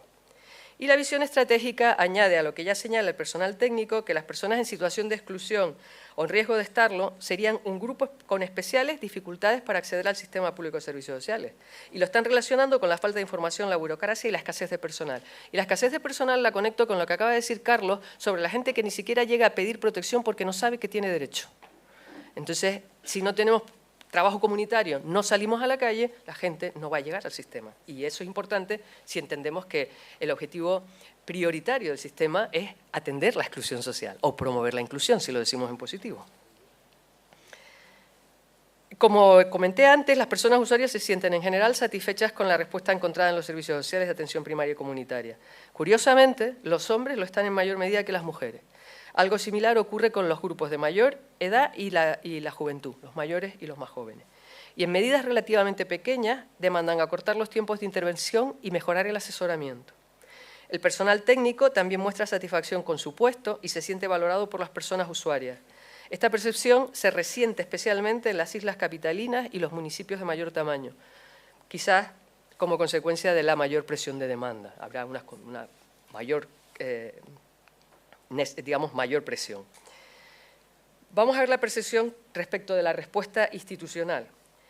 La mayoría de las personas participantes son beneficiarias de una prestación económica. Y aquí puede estar la razón de la satisfacción, y lo comentaba creo que Carlos antes, es decir, acceder a recursos económicos que le proporcionan un nivel mínimo de vida, si lo comparan con su estado de extrema precariedad, pues ya es mucho.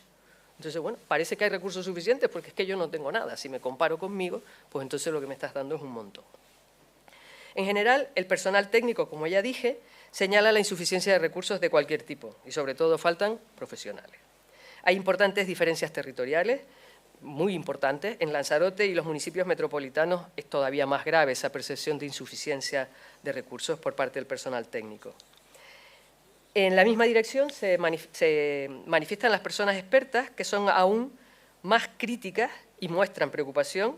Ellos, en los discursos es alarma, por la amenaza que supone la escasez de personal y la lentitud de los procesos para la eficacia del sistema. Los sistemas de información y los instrumentos de planificación salen muy mal parados en todas las valoraciones, que no se planifica y no se registra. Se va a mínimos como disponer de las ordenanzas municipales sobre las prestaciones económicas, lógico, puesto que es en lo que parece centrarse principalmente la atención de los servicios sociales de atención primaria, mientras que los diagnósticos brillan por su ausencia y los sistemas de tramitación, en palabras del personal, no facilitan el trabajo cotidiano. Está clarísimo que esta es una de las cuestiones clave que tiene que abordar en futuro inmediato según las personas expertas y según nosotros también. Respecto de las tecnologías, el teléfono sigue siendo la tecnología más avanzada a la que recurren las personas usuarias para relacionarse con el sistema público de servicios sociales. Una vez más, se muestran satisfechas con los tiempos de atención y con el asesoramiento recibido. Y la formación en competencias digitales es un asunto pendiente para el personal técnico. Tenemos a su favor que estamos dispuestos a hacerlo. Tienen una actitud de proactividad a la formación y reconocen que efectivamente no tienen la formación que necesitan para la gestión de las nuevas tecnologías. Bueno, esto daría para solamente una charla de otros 25 minutos. Sabemos que el mapa de servicios sociales de Canarias, de dependencia pública, está ya casi listo, lleva unos meses, pero está casi listo.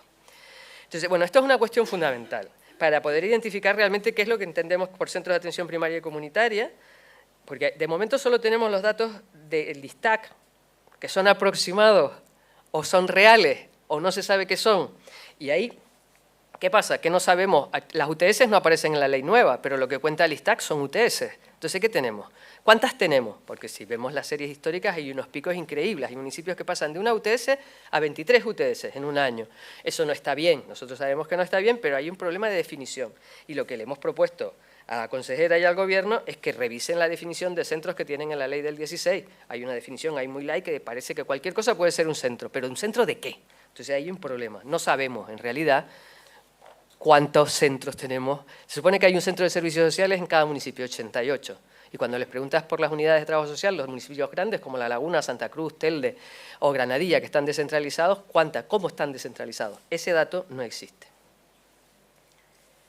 Terminamos esta parte con los resultados generales sobre la formación, las condiciones y el clima laboral. En la experiencia del personal técnico se aprecia cierta paradoja. Acusan una sobrecarga laboral casi crónica y generalizada. Al mismo tiempo, hablabas esta mañana de las altas ratios, al mismo tiempo que las participantes afirman sentirse satisfechas con su puesto de trabajo. Entonces, bueno, hipótesis. Quizás sea un ejemplo de la autoexplotación de la que nos habla Byung-Chul Han, o tal vez simplemente un efecto de la orientación vocacional de quienes hacen trabajo social. Tenemos que hacer trabajo social, lo tenemos que hacer bien, porque no podemos hacerlo mal. No podemos no estar contentos con un trabajo que hemos elegido porque nos gusta. Entonces, bueno, Ahí queda, el 90% son trabajadoras sociales y nos comentan esto, pues lo vemos desde ahí, ¿no? Y la insatisfacción principal, que es la de casi toda la humanidad, es el salario. Hay una cuestión importante. Nosotros creemos, y así se lo hemos trasladado también al Gobierno, que es un tema que merece un estudio monográfico. Hay una cuestión de funcionamiento operativo cotidiano que no se puede abordar en este tipo de estudio, de lo que está pasando en los centros de servicios sociales, en las unidades de trabajo social, que tiene unas repercusiones en la calidad de vida laboral y que las condiciones de trabajo están afectando a cómo se trabaja. Y eso necesita un estudio monográfico, según nosotras. Para las personas expertas esto se arreglaría, pues en la línea que comentábamos esta mañana, reduciendo las ratios, que es lo mismo aumentando la inversión para contratar más personas. Esta mañana hablabas de casi 3.000, que es el dato con el que hemos trabajado todos. Si cogemos los datos del plan concertado que publicaron para el año 23, tenemos 945 por cada persona, cada profesional de los servicios sociales. Entonces tendrían que multiplicar por 2. Si cogen el de 3.000, sería inabarcable. Entonces, bueno, que hay los datos, lo que dije al principio, los datos. Y bueno, y dudo que sirva de consuelo a quienes hacen funcionar el sistema, pero la infrafinanciación del sistema de servicios sociales es una realidad nacional, ¿no? Nosotros no hemos entrado a enfrentarse a los datos, y de eso tú sabes mucho más que yo. Económico siempre es meterte como en el infierno. Nosotros replicamos un poco el modelo de ustedes y lo llevamos al análisis de los 88 municipios. ¿Qué es lo que encontramos en esa primera batida que hicimos? Que la financiación se liquida más de lo que se presupuesta. Normalmente entendemos que como no hay un presupuesto planificado estructuralmente de servicios sociales, pues se va incorporando lo que van recibiendo de transferencias extraordinarias y al final, como tengo más dinero, me gasto más dinero, pero me lo voy gastando como le hago a escuelas infantiles, aunque no sea el objeto de la subvención porque me llegó. Algo de eso debe estar pasándonos aquí con el dinero.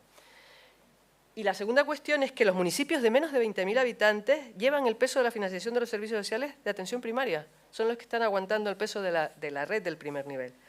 Tanto en esfuerzo inversor como en inversión real por habitante, en valores medios. Y superan siempre las medias del archipiélago. Es decir, que al final los ayuntamientos que en la ley, además, son los que tendrían menos aportación por parte del Gobierno, son los que están asumiendo el coste mayoritario de los servicios sociales. Y la única isla que supera la inversión media por habitante de Canarias es La Palma. Pero La Palma es un caso que entendemos que puede haber factores concomitantes con los efectos de la pandemia. En la serie, que eso me imagino que ustedes también lo han visto, en la serie histórica, en el 20 hay un pico desbocado en todos lados que tuvo que ver con el COVID. Pero en el caso de La Palma, además de la pandemia, después fueron los efectos del volcán, que generaron una presión asistencial sobre los servicios sociales de atención primaria y muy probablemente todos los ayuntamientos palmeros recibieron transferencias extraordinarias como consecuencia de eso. Entonces se dispara la media en ese momento. En todo, para alcanzar conclusiones robustas en materia de financiación de los servicios sociales, cualquiera que sea el nivel, es también harto complicado y merecedor de otro estudio monográfico y especializado. Tenemos que poner el foco, ¿no? Bien, en cuanto a la percepción sobre los recursos económicos, es reseñable que el personal técnico considera suficiente, esto es muy curioso, el presupuesto disponible para ayudas económicas de emergencia, pero al mismo tiempo te dice que no se planifica de acuerdo a un diagnóstico. Entonces, hay algo que no encaja. Lo primero que se acaba en la experiencia es siempre el dinero disponible para las ayudas de emergencia social, pero sin embargo, aquí lo consideran suficiente, pero no tienen una previsión presupuestaria estructural que diga hasta dónde va a llegar el presupuesto de servicios sociales. Y lo vemos luego con lo de la liquidación mayor a lo previsto, ¿no?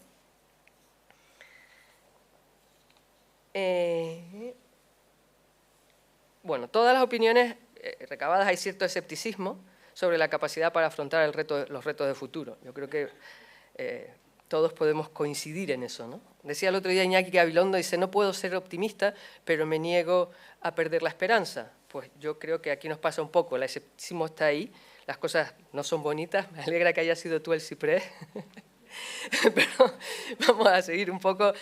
Hay cuestiones que tal vez se pueden mejorar. Las miradas son diferentes. No obstante, se podría decir que la principal amenaza observada se deriva de la financiación insuficiente que condiciona cualquier mejora futura. Nos guste o no nos guste, estamos en este mundo, el dinero es el dinero. Las demandas de atención en áreas que quedan fuera de las competencias del sistema público de servicios sociales pueden tensionarlo. Eso es lo que decía antes. El personal técnico percibe la necesidad de que se le ayude, por ejemplo, a atender problemas relacionados con las adicciones o con la salud mental, pero esas competencias no están dentro del sistema público y no están previstos en la ley. Entonces, ¿qué vamos a hacer con eso?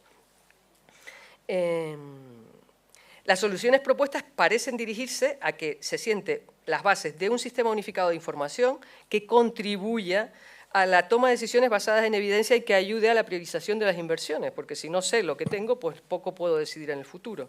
Todo para encaminar esa transformación del actual sistema de servicios sociales hacia funciones más preventivas y comunitarias que nos permitan el desarrollo efectivo de los derechos previstos en la Ley 16 del 2019. Con todos los detalles que nos proporcionan las informaciones recogidas, hay una conclusión gruesa, ¿no? Es decir, lo que está previsto en la Ley de Servicios Sociales de 2019 y las experiencias que nos han compartido todas las personas que han participado es muy grande aún. Las personas usuarias son sujetos de derechos y difícilmente van a poder ejercerlos si no los conocen y no los comprenden. En el caso del personal técnico, sí que se conocen los derechos que reconoce la ley, pero las condiciones materiales en las que desempeñan sus funciones dificultan su efectividad, es obvio. Si me dices que no tengo, por ejemplo, nuestra ley no tiene ratios, pero si los tuviera, tendrías que hacerlos cumplir. Y además sobrevuela la amenaza a la igualdad efectiva derivada de las inequidades territoriales. El artículo 149 en formato nacional y en la ley también lo tiene. Las diferencias entre islas y municipios, cuando entran en los datos detallados y cuando puedan verlo en los informes, se darán cuenta de lo que les estoy contando ahora en una sola línea. Ya avanzamos que una de las debilidades que se observan con más intensidad se relaciona con las ineficiencias organizativas, consecuencia del insuficiente desarrollo de los mecanismos de planificación y de gestión. Para poder aprovechar realmente las fortalezas que supone la valoración positiva que hacen las personas usuarias y el alto compromiso del personal técnico, es urgente afrontar el desarrollo de herramientas esenciales como la historia social única o un sistema de información interoperable. Si no, vamos a estar toda la vida enganchados en pedir los papeles y en rellenar los papeles. Para lo que obviamente será necesario incrementar la inversión real en el sistema público. No es fácil, pero no es imposible. Con todo, lo que hicimos fue lanzar algunas propuestas de acciones futuras que podrían ayudar en el proceso de fortalecimiento y mejora del sistema público. Todas y cada una, todas de una u otra manera, están condicionadas a la financiación disponible. Eso ya es obvio otra vez, ¿no? Sin embargo, hay algunas, como mejorar la difusión de la ley y la accesibilidad al catálogo, que serían más fácilmente abordables. Claro que paralelamente habrá que afrontar otras como la modernización de la organización interna y los procesos de gestión para garantizar la atención de calidad. Si de repente la gente empieza a saber que tiene derecho a un profesional de referencia y empieza a pedirlo y no tenemos suficientes trabajadoras y trabajadores sociales dentro de la red primaria, de atención primaria, tendremos un colapso. Entonces ahí es el problema. Y ahí también está lo de abordar la dependencia y la discapacidad con diagnósticos monográficos, porque son dos temas incendiados, que sabemos todos los que estamos aquí que están siempre incendiados. Aunque la última temporada se ha incendiado, se ha incendiado más, diría yo.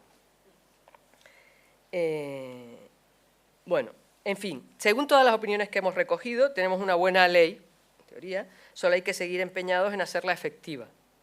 Capacitar a las personas usuarias para el ejercicio efectivo de sus derechos también es una inversión social que contribuye al desarrollo de una ciudadanía crítica capaz de afrontar cada vez mejor los retos que supone vivir haciendo equilibrios cotidianos.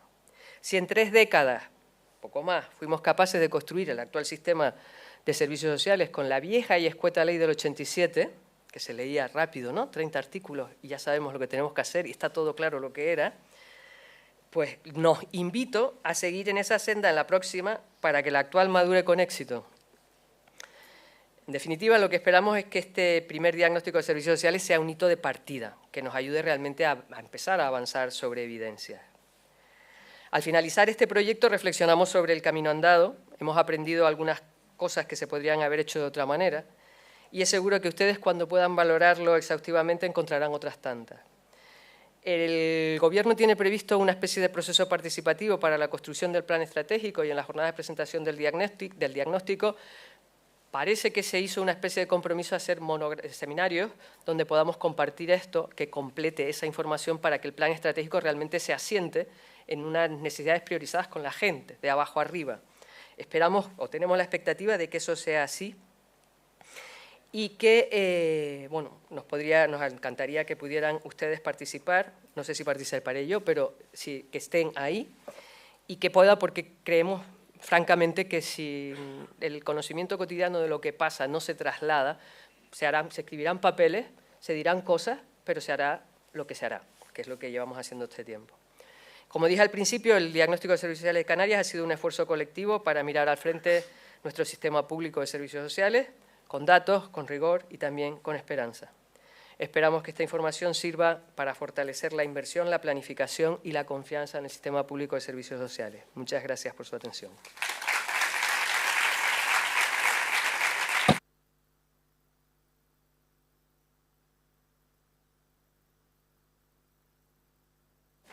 Felicidades, Celsa. Muchas gracias por la ponencia.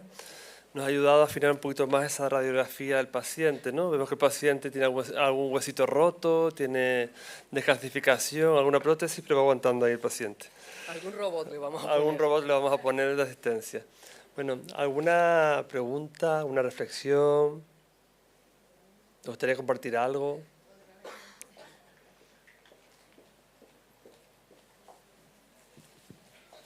Celsi, enhorabuena. Me ha encantado tu presentación. Además, han vuelto a igualar a José Manuel. Ha sido igual de amena, ¿eh? Gracias. Mi pregunta es, ¿dónde está la FECAM? Hablan de municipios, municipios, municipios. La FECAM está desaparecida. Alguien tiene que organizar a los ayuntamientos, alguien tiene que coordinarnos. El estudio se basa sobre todo en análisis de las UTS, de los centros de servicios sociales. Nadie nos coordina, nadie nos reúne, o sea, hace 40 años con el plan concertado nos reuníamos, estrategias, planes, el plan concertado a punto de morir y nosotras cada vez peor. A ver, eso es como son las entretelas. La FECAM era el interlocutor del gobierno para hacer llegar las invitaciones.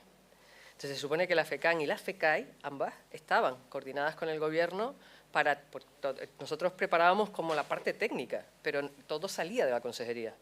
A través de LOCAS es la consejería. Es decir, la invitación se mandó a los ayuntamientos a través de la FECAM y a los cabildos a través de los cabildos. Luego la respuesta, nosotros ahí perdemos el control. O sea, te van llegando las respuestas a los cuestionarios electrónicos y tú ves quién va participando por los datos, pero no sabes qué ha pasado. El otro día reivindicaban, en mi opinión, con mucha razón, en las jornadas de presentación, creo que fueron en las de aquí o en las de Las Palmas, no me acuerdo, que querían interlocutores en la administración autonómica. Yo me estoy saltando, pero en realidad quien está en la dirección general es quien, antes tú llamabas a la dirección general y te encontrabas el responsable de pensiones no contributivas, el responsable de reconocimiento de discapacidad, y te contestaban y te resolvían un problema. Eso, por ejemplo, en empleo pasa. Los programas experimentales tienen un par de personas que son responsables, tú las llamas por teléfono. Entonces, eso fue una crítica que se hizo, se supone que la consejera tomó nota y que se supone que va a poner interlocutores. La FECAM, mi opinión personal, es que no existe como un órgano burocrático, pero que no sirve para nada, porque ni siquiera es capaz de trasladarle a sus alcaldes la importancia de hacer una cosa y que invite a al personal de su ayuntamiento a participar. Entonces, bueno, estaba. ¿Dónde? Te lo dejo ahí, tú haces la interpretación. Pero vamos, que esto fue todo súper tasado. Una de las razones por las que se dilató y se complejizó todo esto mucho era por eso. No es que nosotros no podíamos invitar a los ayuntamientos, no podíamos ir a nuestro ritmo, íbamos al ritmo del gobierno. Entonces, que la FECAI no ha contestado, que tenemos que esperar, que la consejera no ha firmado, pues vale, pues bien, pues sí, pues ya está, pero estaba ahí, estaba.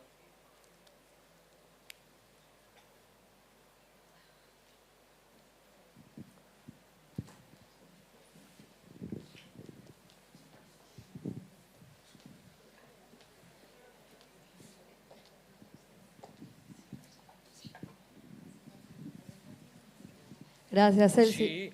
Yo quería hacer una pregunta un poco a los tres, porque siempre han hablado de datos y Alejandro Burachi dijo hace poco, el dato no mata el relato. ¿Qué podemos hacer? ¿De qué sirve tanto dato si después no se materializa? Porque, bueno, ahora hablas de planes, pero como decían por aquí, es preelectoral. ¿Cómo blindamos todas esas decisiones que se queden? Porque es que no sirven de nada, nos tienen mareados cada vez que hay cambios. No quiero entrar en debate político, pero sí que me preocupa que el dato no mata el relato y al final para ellos es más barato privatizar, pues privatizamos. Y entonces estamos en peligro. Los pocos servicios sociales que tenemos están en peligro a día de hoy. Yo creo que Carlos dijo al final lo que teníamos que hacer para que no se nos maten las cosas, que era no tener el día tonto el día de las elecciones. Y lo recupero. Esa creo que es la primera cuestión que debemos tener en cuenta. Yo creo que los datos son importantes, en mi opinión. Tener datos son fundamentales para tomar decisiones basadas en cosas que podemos decir que son ciertas. Si no, ¿por qué voy a invertir más en La Gomera que en La Palma?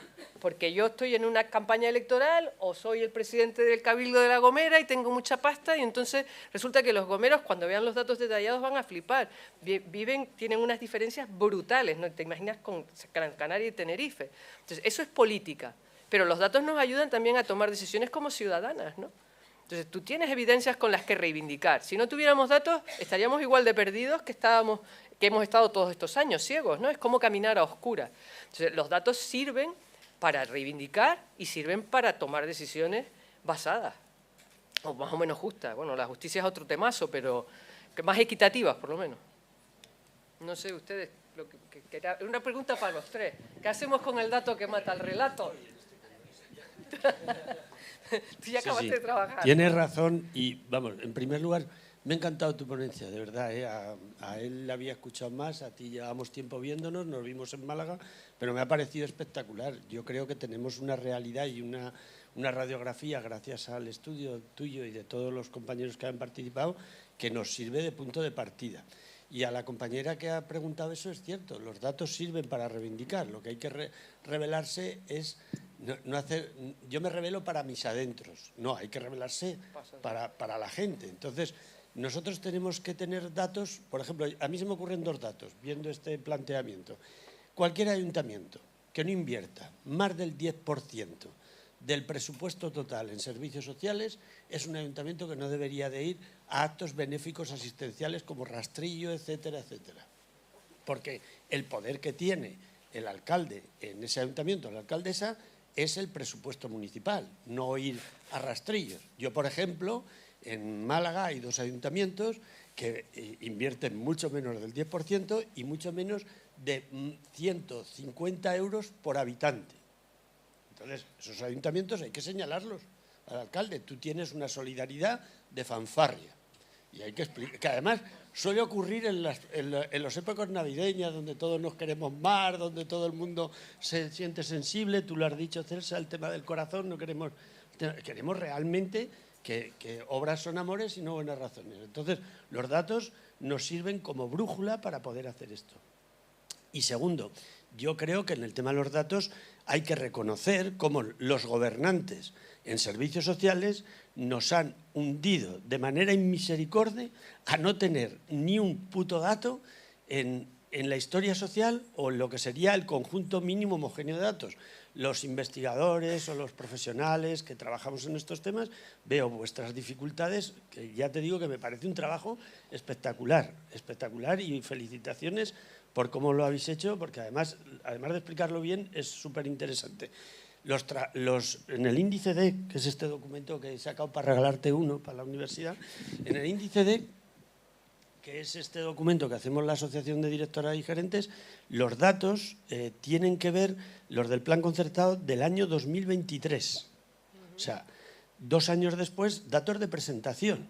O sea, los datos de las rentas mínimas acaban de publicar, los del 24, lo acaban de publicar ahora mismo, en este mes pasado. Los datos son antiquísimos y encima no hemos conseguido el conjunto mínimo homogéneo de datos. Es una responsabilidad de todos nuestra.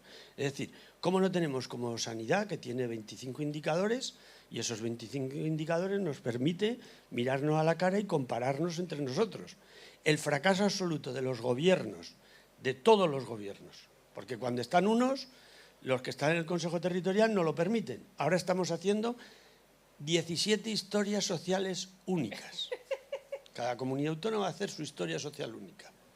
Cada historia social única va a ser de su padre y de su madre, con lo cual los datos no nos vamos a poder comparar. Hay 88 ayuntamientos en toda Canarias. Pues hay como 60 sistemas de gestión diferentes. Claro. Claro, y luego dice, es que hay que ser diversos y participativos. Y una mierda. Hay que coger y decir, estos 20 variables, y con estas 20 variables todo el mundo se examina.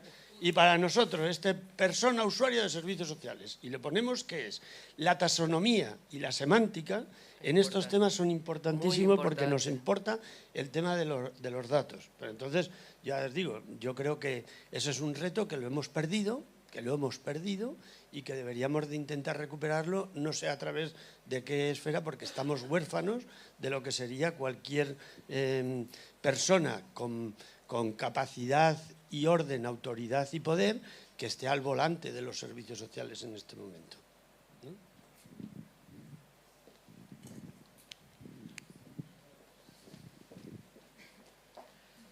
Bueno, yo soy el tercero. Los datos son extremadamente importantes. No podemos renunciar a ellos, porque si renunciásemos a ellos es cuando ya tendríamos la batalla perdida, totalmente, ¿no? O sea, es especialmente importante. Es más, lo que sí tenemos que hacer, y me voy a lo que quería decir al final, pero lo voy a decir ahora, es no ser plumbeos a la hora de presentarlos y hacer nuestras propuestas. Tendremos que ser más ágiles, más de impacto. No quiere decir no tener rigor, pero si hacemos eso con rigor detrás, nos lo podemos permitir y tendríamos mucho más eficientes. Porque muchas veces estas críticas que se reciben, ese cambio de la realidad que se hace, los que lo hacen no tienen detrás nada.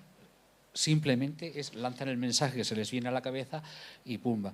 Mirad, yo he comparecido varias veces ya en el Congreso de los Diputados y no he conseguido que me hagan la pregunta a la que yo siempre doy respuesta cada vez que voy al Congreso de los Diputados. No me preguntan, pero yo lo contesto sistemáticamente. Y yo siempre me quedo con las ganas de que me digan que hay el efecto llamada de los inmigrantes, ¿no? y cómo vienen para aprovecharse de los sistemas públicos de protección social que tenemos en este país.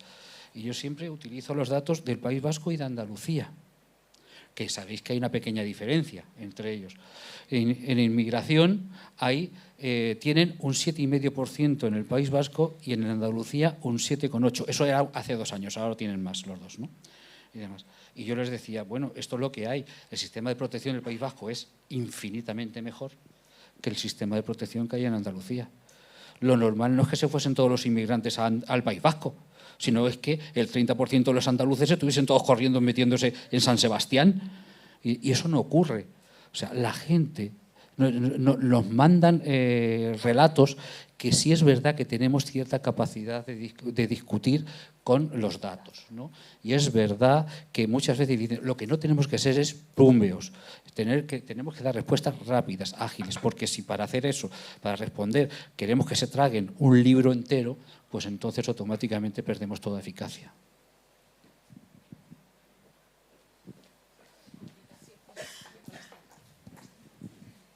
Gracias. Es súper cortita.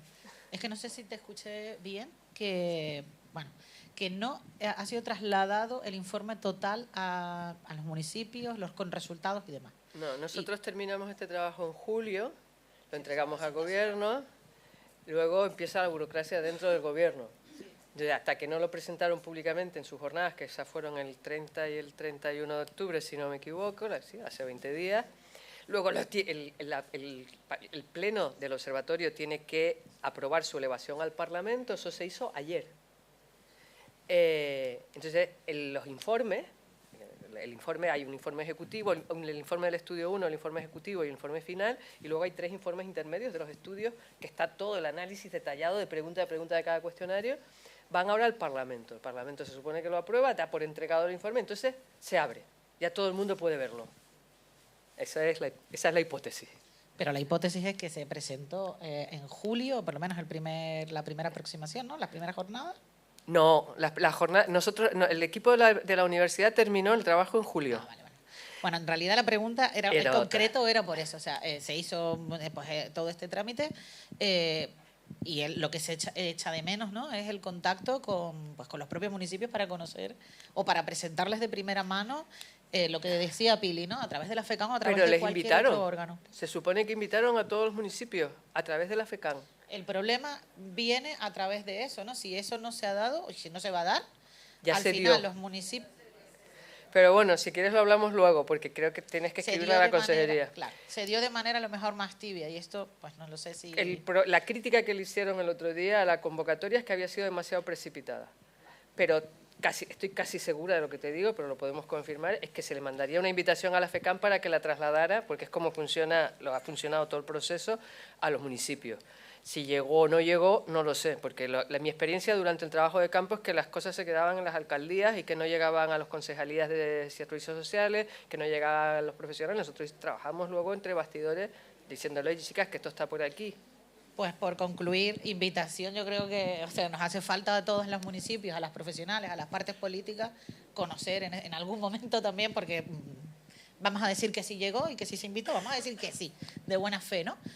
De buena voluntad, aunque tengamos más o menos claro que no, pero sí que creemos necesario, ¿no? Yo que formé parte políticamente de gobiernos de oposición, pero siendo trabajadora social, creo que es necesario, y seguro que la compañera coincidirá conmigo, que todo el personal conozca estos resultados también, aunque hayan formado parte del estudio, y no solo la parte, digamos, de los servicios sociales que prestan los ayuntamientos, sino también pues el tercer sector en sí. Al final, si esto que nace de profesionales no se escucha, tampoco nada va a cambiar. Si partimos de la base que pues no le ha llegado ni a la invitación a todos los municipios, va a ser complicado. Enhorabuena por el trabajo. No, eso creo que se puede organizar, pero que no está en nuestras manos. Quiero decir que nosotros... Pero sí, creo que esa fue la idea que tuvo el gobierno, pero no le salió muy bien, el 30-31, cuando hizo la jornada. Pero me imagino que se pueden repetir. No hay ningún problema. Hola. Quería saber si me podría explicar cuál es la misión del Observatorio Canario de los Servicios Sociales, cuándo fue creado y cuál es sobre todo la misión que tiene. O sea, no entendí. Observatorio Canario de los Servicios Sociales. El Observatorio Canario de los Servicios Sociales se dedica a muchas cosas. Eso es que en las otras jornadas lo explicaban, pero básicamente trata de, digamos, monitorizar distintos aspectos del funcionamiento del sistema público de servicios sociales en Canarias.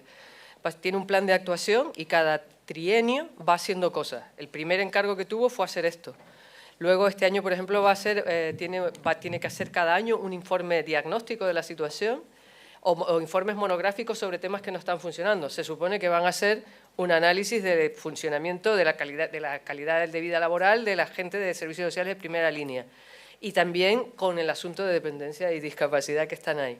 Entonces, bueno, básicamente se dedica a recoger información, a analizarla y a difundirla sobre el funcionamiento de los servicios sociales en Canarias.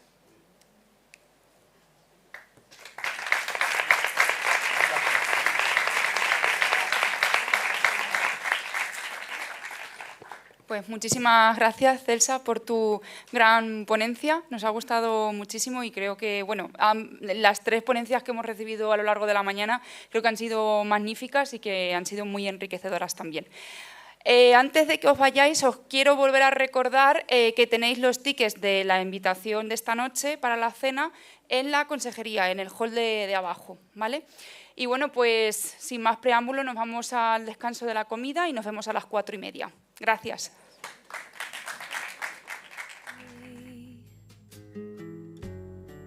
Somehow you got me to